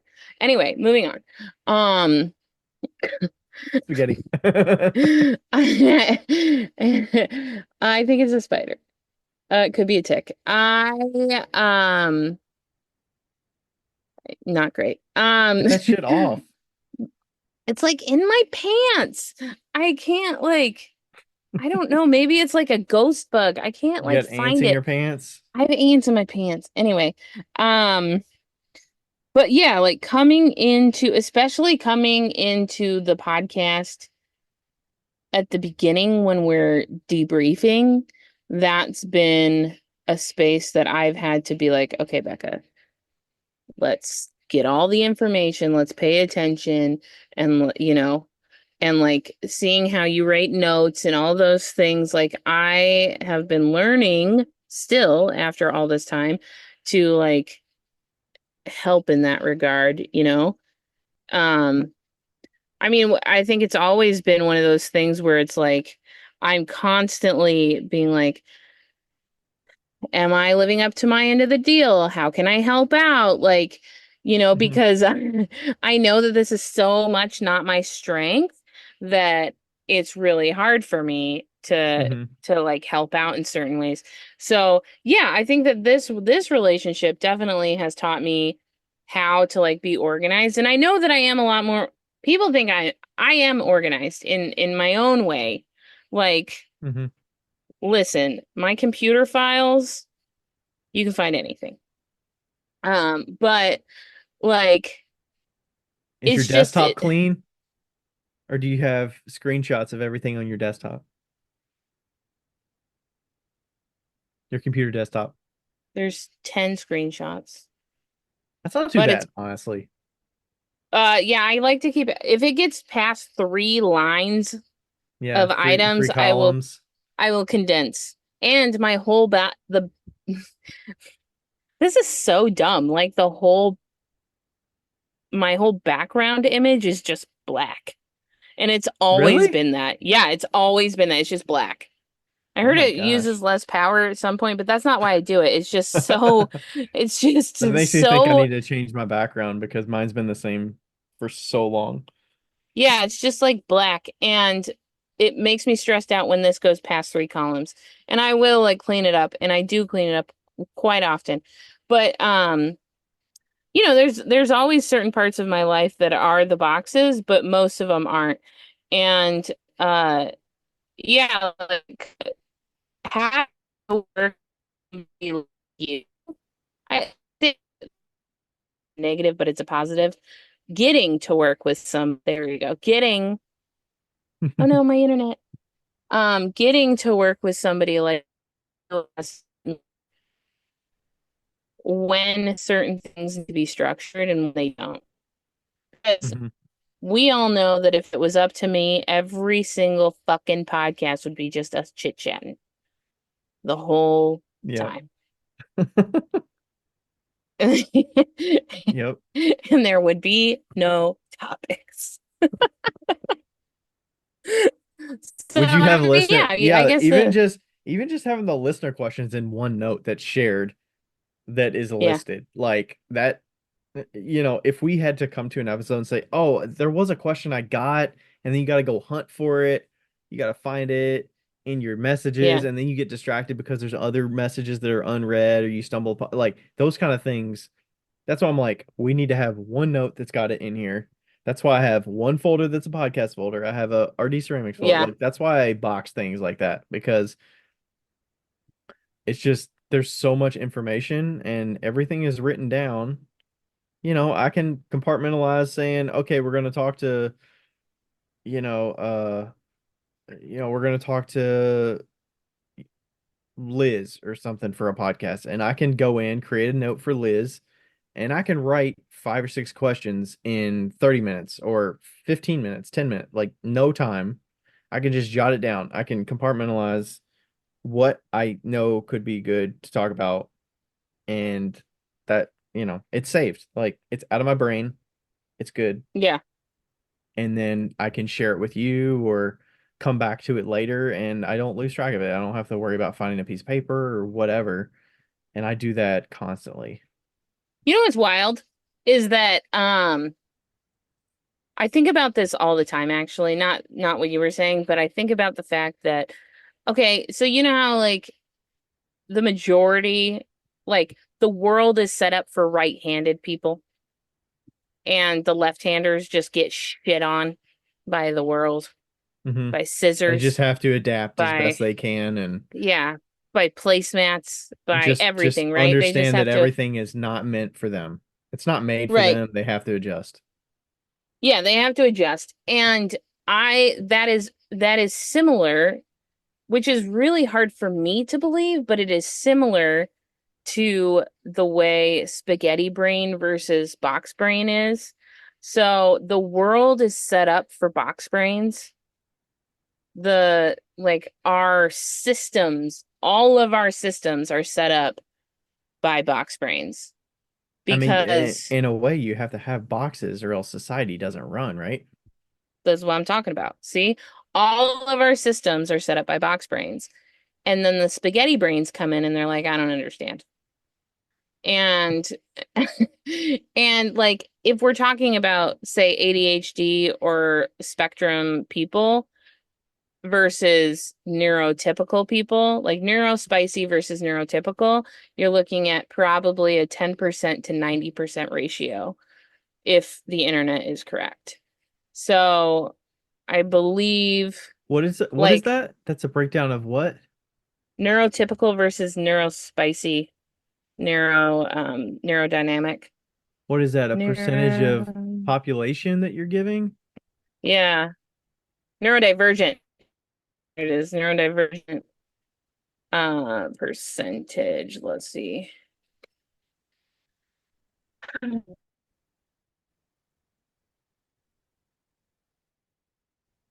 Oh, maybe not. Maybe not. Maybe I'm lying. It feels like, well, like ADHD, they say is 10% of people with ADHD.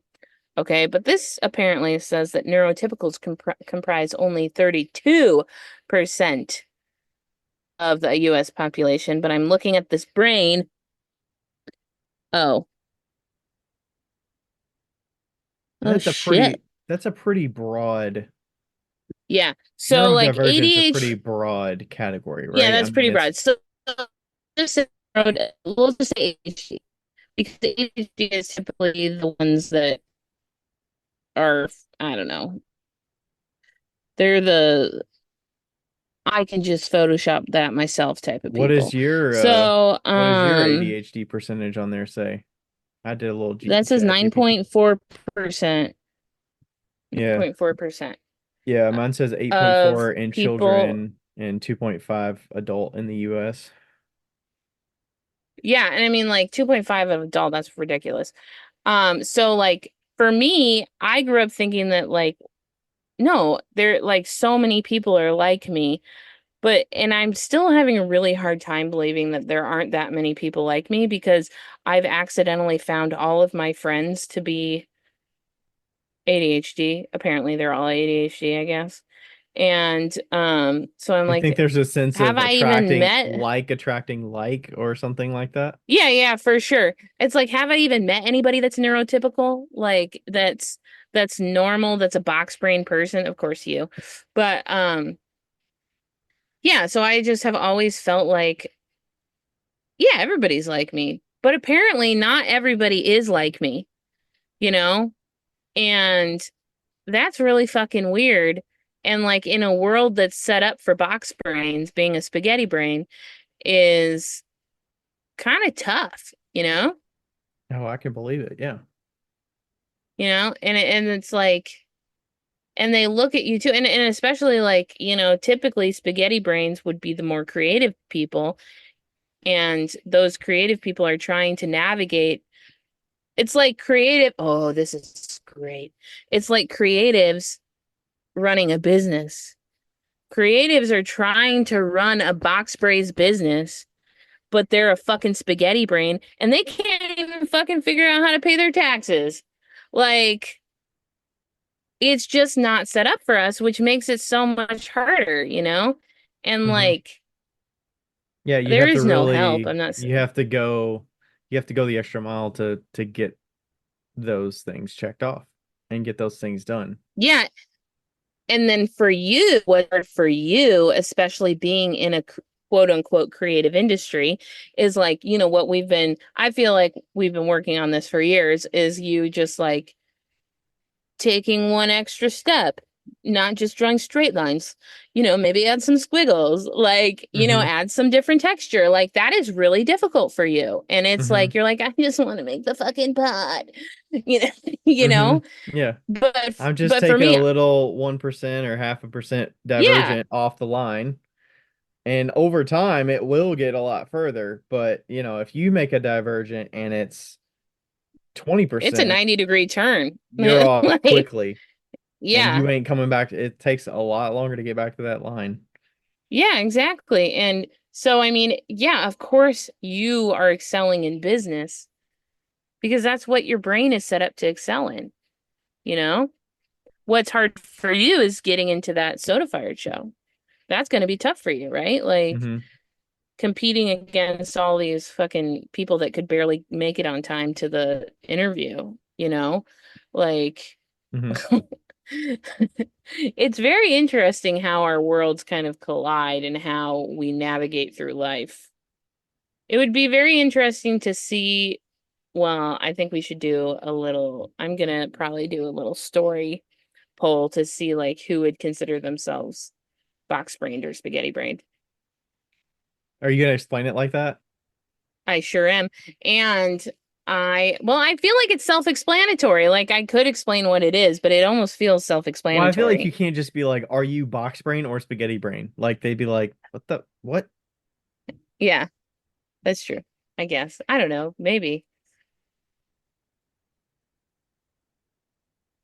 Oh my God, that's why there's so many bugs in here. My fucking bug net has been open this whole time. It I have been wasn't killing. magnetic together. Ugh. Did you just close it? Yeah. So Dang, that sucked. mad. Yeah, that So sucks. mad. I was like, why are there so many fucking bugs in here? Like, That'll do typically it. I don't have an issue with that. Okay, now that we figured that out, um, we should probably talk about. There's a thing on the end of that little description that says considerations. I'm trying to think of. Yeah, so um Wait, this wait, pause, time out. While we're considering that, we should talk about some cool mhm. colors Yeah, we should. and some handy dandy uh underglazes that just Hmm. came out. Yeah. Would you like to say a few words? Yeah, so Speedball's new underglazes are out. I've tried a number of them. I got them on a cocktail glasses to start. That's what I did my kind of real sharing. And my favorite was the burnt orange.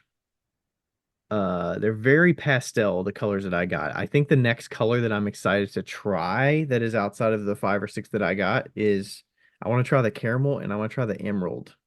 I think those I want to try the caramel. look pretty good.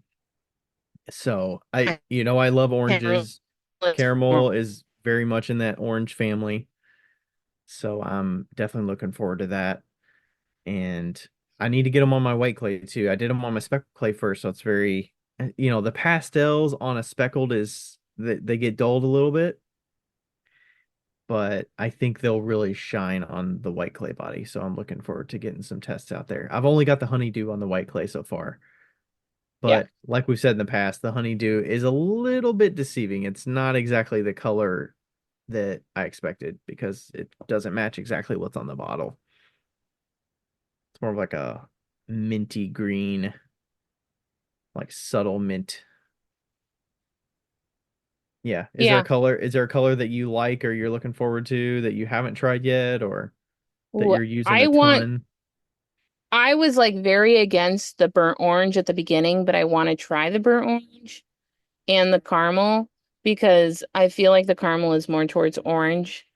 Um, Hmm.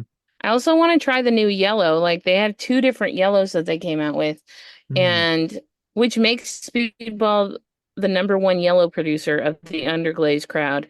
Like yellow is a really fucking tough color to have multiple different colors Yellow, of. saffron yellow. I think it's sunflower, Yeah, and spring, spring yellow, and technically yellow orange. You might be considered that yellow, but maybe. But chartreuse yeah, is on the like verge of yellow green, but I no, still it's technically not. call it green.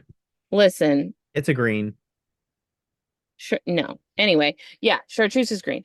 Um, but yeah, like the fact that they have that many yellows is just really exciting to me because as a yellow fan, Hmm. I've always missed the yellows. Your watch is yellow. My watch is yellow. I am a big yellow fan. I like the hot colors, man. Red, yellow, and pink. Pink, red, orange, yellow. Well, fuchsia, I guess. Anyway, regardless. Uh, yeah, There's using also my wheel a lot nice. recently. Are you using the new Yeah, bats on it too? I am. Yeah. And we have th four new colors. There's a purple lilac, a pink, which is us, a teal. I think there's only Maybe three there's new only three new colors. colors. Yeah. There's only three new I was colors. waiting for you to come out with a fourth one. I'm like, wait, do you know a fourth one that I'm not familiar with? Yeah, I need to get the other three colors. new colors. I've only got the pink one. So Yeah, I have to do a reel with all the colors because I think I have every color of the rainbow except for yellow. They don't have yellow because they had an issue with the printing of it, or pressing, I guess, of it, just the color itself. Um, I'll give you here a fun fact that I found. yeah, let's hear it. Speedball bats fit perfectly in a 5-gallon bucket. Like they snap in.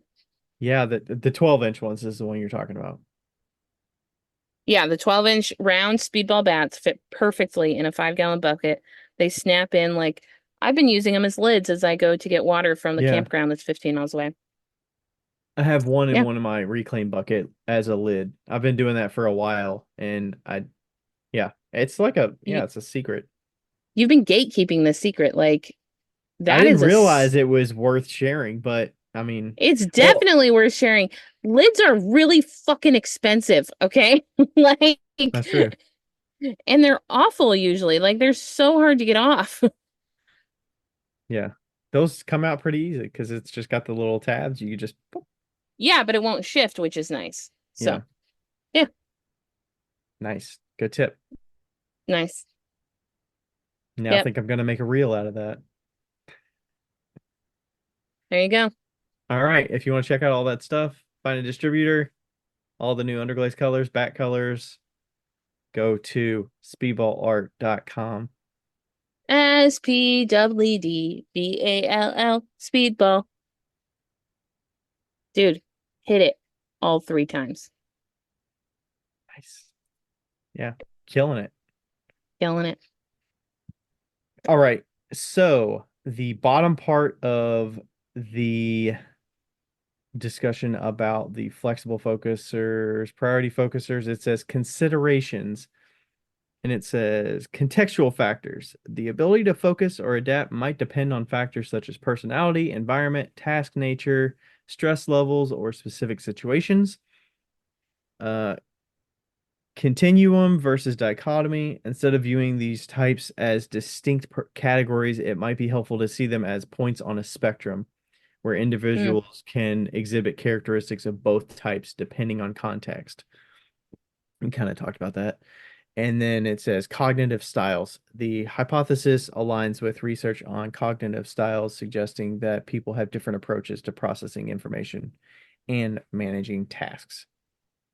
So, Have you done any research on, or any, like, have you ever listened to anything about, like, the Myers-Briggs personality type? is that the INFJ kind of stuff? Yeah, Yeah. I mean, I've I'm done the not, test every now and then. I right. can't I'm not going to remember. go into that, but what I think is really interesting is there used to be a podcast that I would listen to that was about the Myers-Briggs, and they would go through all the different types. And the way that they described it was a car. So you have your driver's seat, your passenger seat, your 10-year-old and your 3-year-old. So it'd be like a family in the car. Mhm. And so your driver's seat would be um intuitive. And then your passenger seat would be, no, not, sorry, introverted. And then your passenger seat would be intuitive. No, I don't know. But and then I your just typed last it up. one, oh good. Okay, good. Extrovert, introvert is the first one. So E or Right. I. So you'd be an I. And then I think you're an INFJ. you've got sensing, intuitive, so S or Yep. N. In, You've got thinking versus feeling, right? And then you're a thinker, T. and then you've got judging versus perceiving. Okay. And then you, I would say, are a judger. So, I think you're an INTJ. Yeah, I think that sounds right.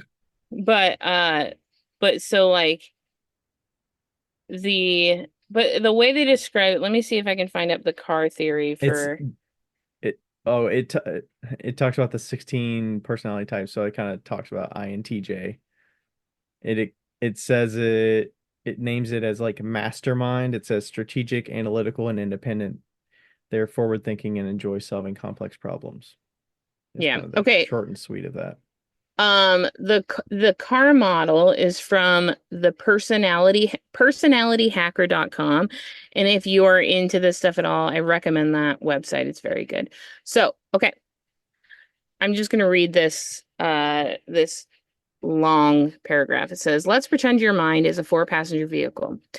These four passengers represent four distinct mental processes which influence you the most. In the front seat, you have a driver. Next to the driver, you have the navigator or a co-pilot. Directly behind the co-pilot sits a 10-year-old, and directly behind the driver is a 3-year-old. The driver is part of your personality that you identify with the most. If I were to ask you to describe yourself, you would spend 80% of your time describing this process. It is the most certain element of your personality and takes on a heroic energy. The technical name for this position is the dominant function. The co pilot is a part of you that you identify with, but not nearly as strong as the driver. It's an incredibly important part of ourselves that we tend to undervalue. It also carries with it a sense of certainty and is most often triggered when helping others. It takes a parental auxiliary function. The 10-year-old is the part of you that you know is there, but you have to push pull. You have a push pull relationship with. Sometimes you think you're good at it, sometimes it trips you up. Using this function makes us feel uncertain, which we try to overcome by seeking validation from others. It takes on an eternal child energy. The technical name for this position is tertiary function. The Tertiary. 3-year-old tertiary, the 3-year-old is a deeply uncertain part of you. Deep uncertainty is a feeling most of us avoid, and when we're young, we tend to avoid this aspect of ourselves. It often influences you from the shadows until it makes its presence known, usually through inner turmoil. In Jungian terms, it takes on the energy of our anima or animus. The technical name for this position is inferior function. Hmm. So, yeah, and like you can kind of like there's a lot more. If you just Google the car method, the car model, that'll come up and it kind of like goes into it. And but I thought that was an interesting kind of like way to position certain things about ourselves that we find to be like easy, don't find to be easy, you know.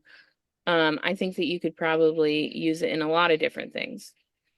So how do you, so I'm thinking of like adapting and being self-aware to understand which brain you are and how you go through life or business to make the most of it and do, set yourself up for success. Like, Right. how do you go about, um, how do you go about, you know, uh, figuring out what you want to make or, your plan for, how you're Like what can gonna, help you? yeah, what you're, yeah. Trying to think of the best way to ask that question, but Well, I or think there's a lot of anything. like introspective, you know, and to be self-aware of the certain things that you may or may not excel in, you know. I think that uh okay, so we've been talking about like spaghetti brain versus box brain or stuff like that. And I've done a lot of research on personality types. Like, you know, I've spent a lot of time in cars thinking about myself. I have spent a lot of time alone thinking about myself. So I would put myself into a category that's pretty self-aware of who I am and what I struggle with and like what I know and stuff like that, but not everybody knows what they struggle with. And you have to really get to a point in your life where you realize You know, like when you're 10 years old, you're good at everything, right? Hmm. When you're 20 years old, you know that you're not good at everything, but you're like still pretty proud of yourself for most things. You know, and I Hmm. think that as you get older, you realize who you are and what, makes you go. And I think that finding what makes you go is a lot easier than what makes you not go. That like 3 year old. What's detrimental to you? Yeah, Do like you what, mean that when you say not goal, or is it not this? necessarily what's detrimental, but what's maybe what you struggle with and what is something that is deep down inside that you're like trying to avoid, you know? Yeah. Like, like it's almost like you have to find out what, when we talk about stuff, you're like, Becca, well, have you tried this? And I'm like, no, why would I do that? And you're like, well, if you don't do this, you're not going to succeed. So it's kind of like Well, finding all those. I don't think it's that linear, but No, it's it's not that linear, maybe but it's a door that you could try to open, and right. maybe there's something that could work, but maybe it couldn't. I don't know. But like, I'm finding out, I think about like how you're really, really good at business part. I'm really good at the creative part. Um, and like you're working on the creative part, I'm working on the business part, kind of. And um and like being open and honest about who you are and what you need and what like you struggle with, you know? Hmm. That's like how we always say if you're not good at bookkeeping, get a fucking bookkeeper. Like, like find the things that you struggle with and fix them. And if you can't fix them internally, fix them externally, you know? Hmm. You should But still have some it's kind of understanding, but yeah, yeah, I think it's good to at least know enough so that you don't just expect that that bookkeeper is going to take care of everything and you have nothing to worry about. right. You still need to understand the numbers at a base level, but Yeah. the details can be offloaded, and Yeah. but But checking yeah, in I is think important. I mean, I guess, yeah, if you learn anything from this podcast, it's that you're not good at everything. Figure out what you're not good at and figure out why. And once you figure out why, you can start to really like learn about yourself and then move towards either excelling in that or offloading that in a Hmm. specific way, you know?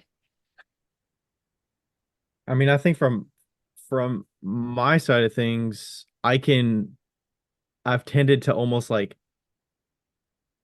just work harder to ex to like outpace the creativity that may be lacking of Right. change, and Yeah.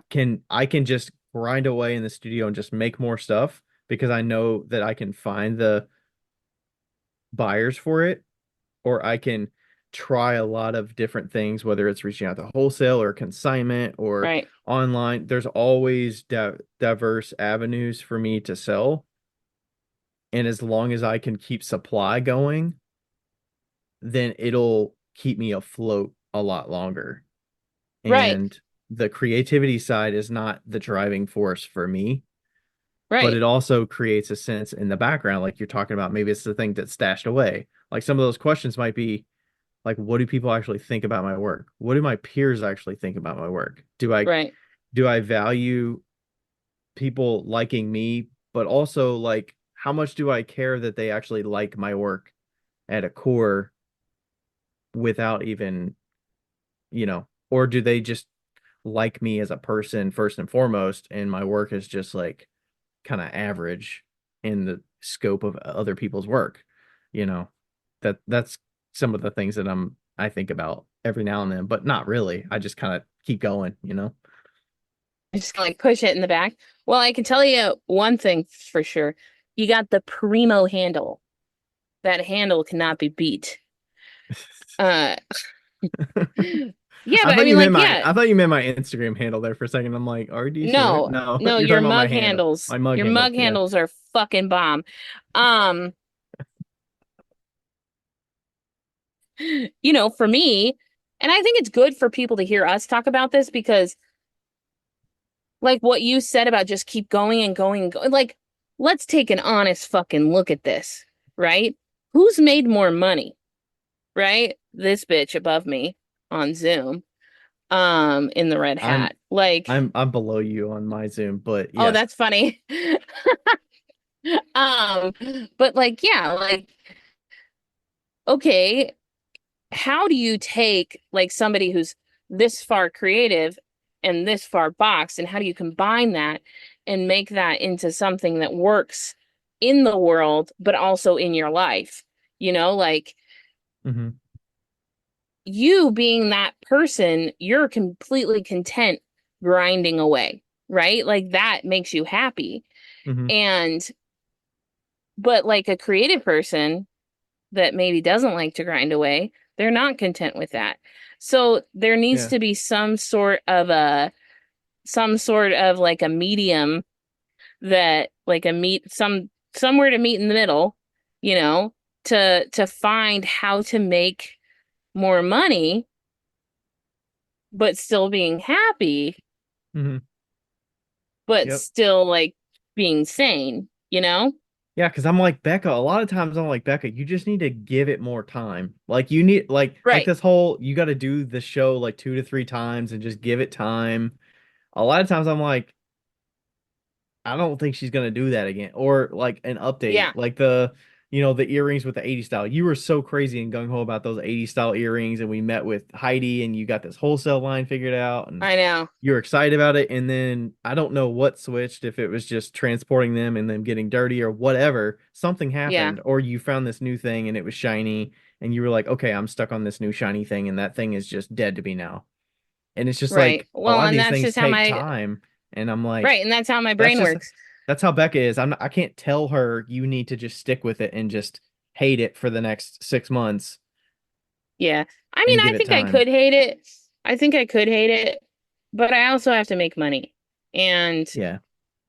so, I mean, like, there, like, that's like finding the middle ground, right? I think that I don't think that that 80s line was a mistake. I think that it had a lot of value in it. And I just maybe didn't do it right. I Hmm. think the clay really was the kicker on that one. And And you've by the been time I switching was, clays too. I don't know how, not having a yeah, consistent clay buddy you've been using for the last 5 years. You've been right, switching the last year and a half or 2 years. exactly. So I don't like, know. it's, just I think that these last 2 years has been a constant testing ground for what's going to work. Hmm. Sure. Yeah. And but I do really like what I did and I like how I did it. I learned how to like narrow down colors. I learned uh how to like what to do with fair. I've learned like a lot about Etsy. Like there's a lot that has been learned in that situation. It's just not the end result that I wanted, you Hmm. know? And so, yes, I did switch, but not really. Not really. I've been wanting to do metal for 2 years and I've waited. Hmm. I've waited. So I'm finally kind of like getting to that. And I think that if I had done the silver with the 80s line, it wouldn't have worked. It wouldn't have been the right shape. I hadn't learned enough. And now I feel like I'm at that point. But regardless, um, Yeah, no, I was thinking regardless, also like there's other things that are, is I've thought about this too. I'm like fidget stone is an untapped thing that has potential, but I'm like if there's no drive there, if there's not something that's gonna be pushing her along, yeah, she's not gonna do it. Um, and then I'm like, there's gotta, that drive, you have to have that drive and that excitement and that motivation to right, want to do it. I don't know how much yeah, the sales factors into the drive, but you have to also make money along the way. So if that's not working, I mean, you yeah, can only spend your time doing so many things. So, yeah. you And have I mean, to. like I'm gonna do fidget stone necklaces coming up. and I think that those will sell really well. And those have been on the back burner for months. I just haven't found the right time to kind of like release it.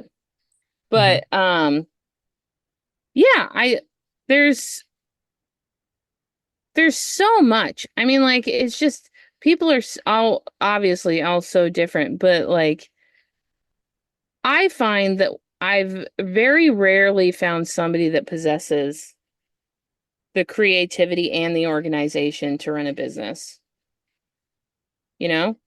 Well, I mean, there's so many folks that we know, but we don't know them that day to day that it's really hard to Yeah, understand their personality that deeply right. to And a really lot of the see. people, And I it's would kind of say a that, facade on social media. You can't really get a deep sense of individuals.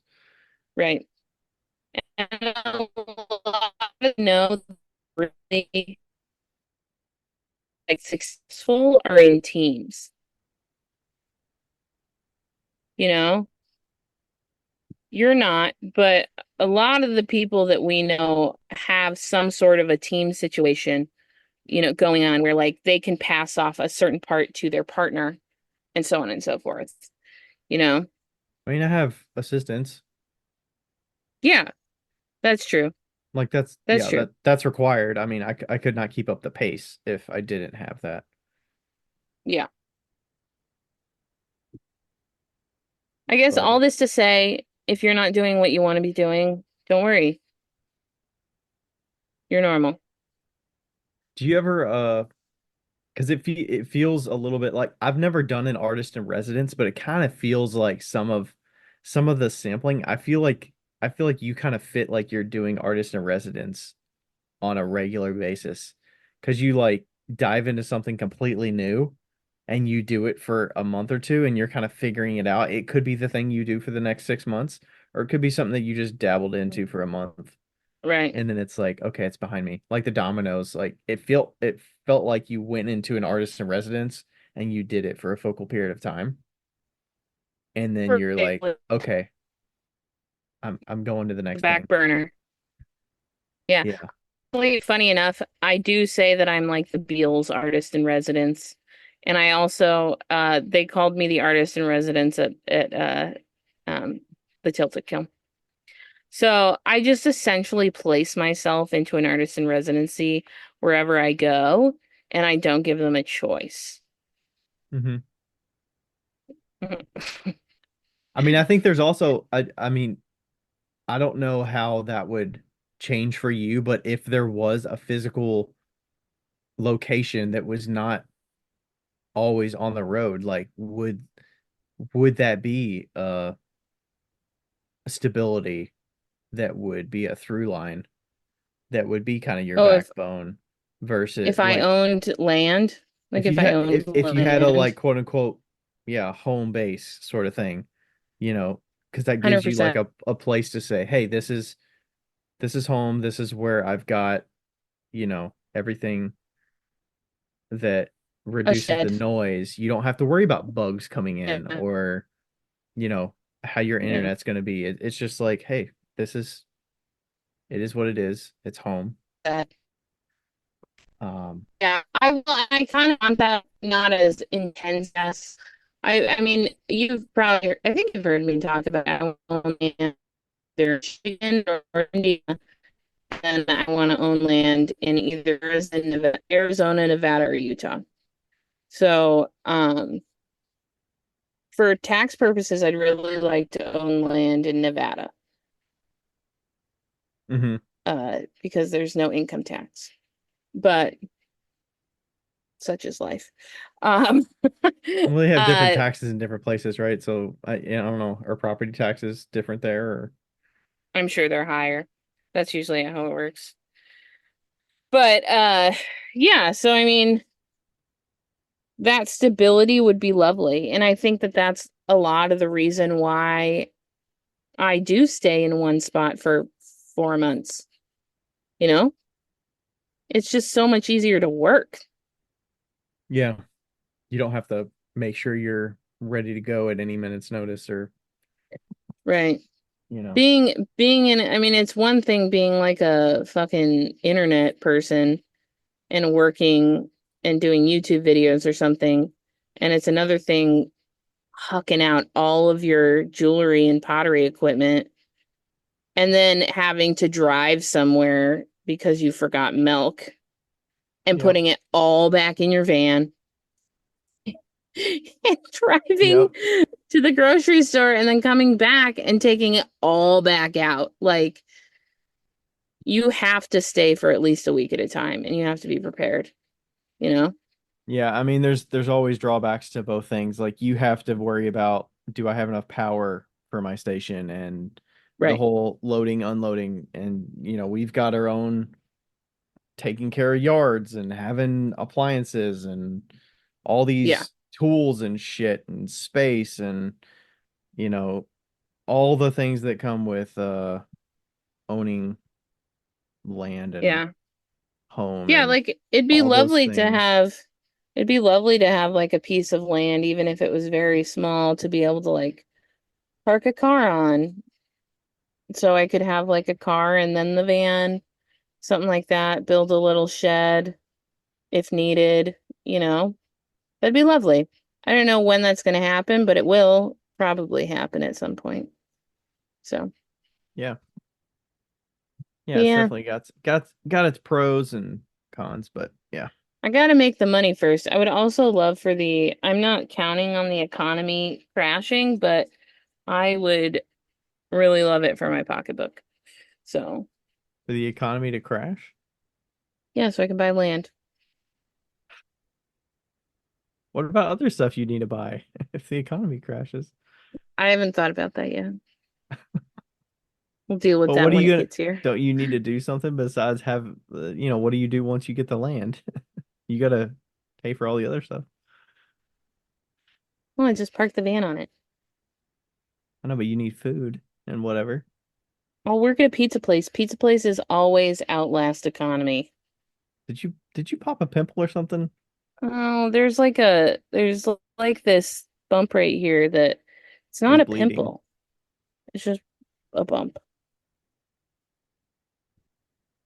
Yeah. All right. Wow, that went That was kind of an all interesting one. yeah, that went all over the place. I That really felt like very that. spaghetti brain, but It box did. brains throughout. That's what happens when you ask the questions. You ask the question and I interview. I did not very interview I mean, that there much, wasn't but really a good question. It says, "Is this a fair hypothesis of two types of people?" yeah, it wasn't really a question. It was more of like More like a a thought experiment. study. Yeah, Yeah. a thought study. Yeah, for sure. Yeah. Yeah. Hmm. Well, hopefully Hmm. y'all enjoyed that. Let us know if you're a spaghetti brain or box brain. Yeah, Let Becca know. I'm sure she'll put it on stories here. I mean, I'll try. it'll be way past, but Oh, yeah. Yeah, for sure. Cool. All right. Well, it's almost 12. yep. Time Thanks to everybody leave. for listening. We'll catch you Thanks, next time. guys. Bye. Bye. Hey, everybody. Thanks for listening to another episode of Wheel Talk. This podcast is made possible through the contributions of all of our listeners who always ask us great questions, leave us reviews, and contact with us through social media. Thanks to all the fellow makers as well who take time to be interviewed and share about their lives and businesses. And thank you to Ashley from Boldover Ceramics and Lindy from Lindy Garner Ceramics for their assistance on the Whale Talk Podcast Instagram. You are invaluable. Thank you to everybody.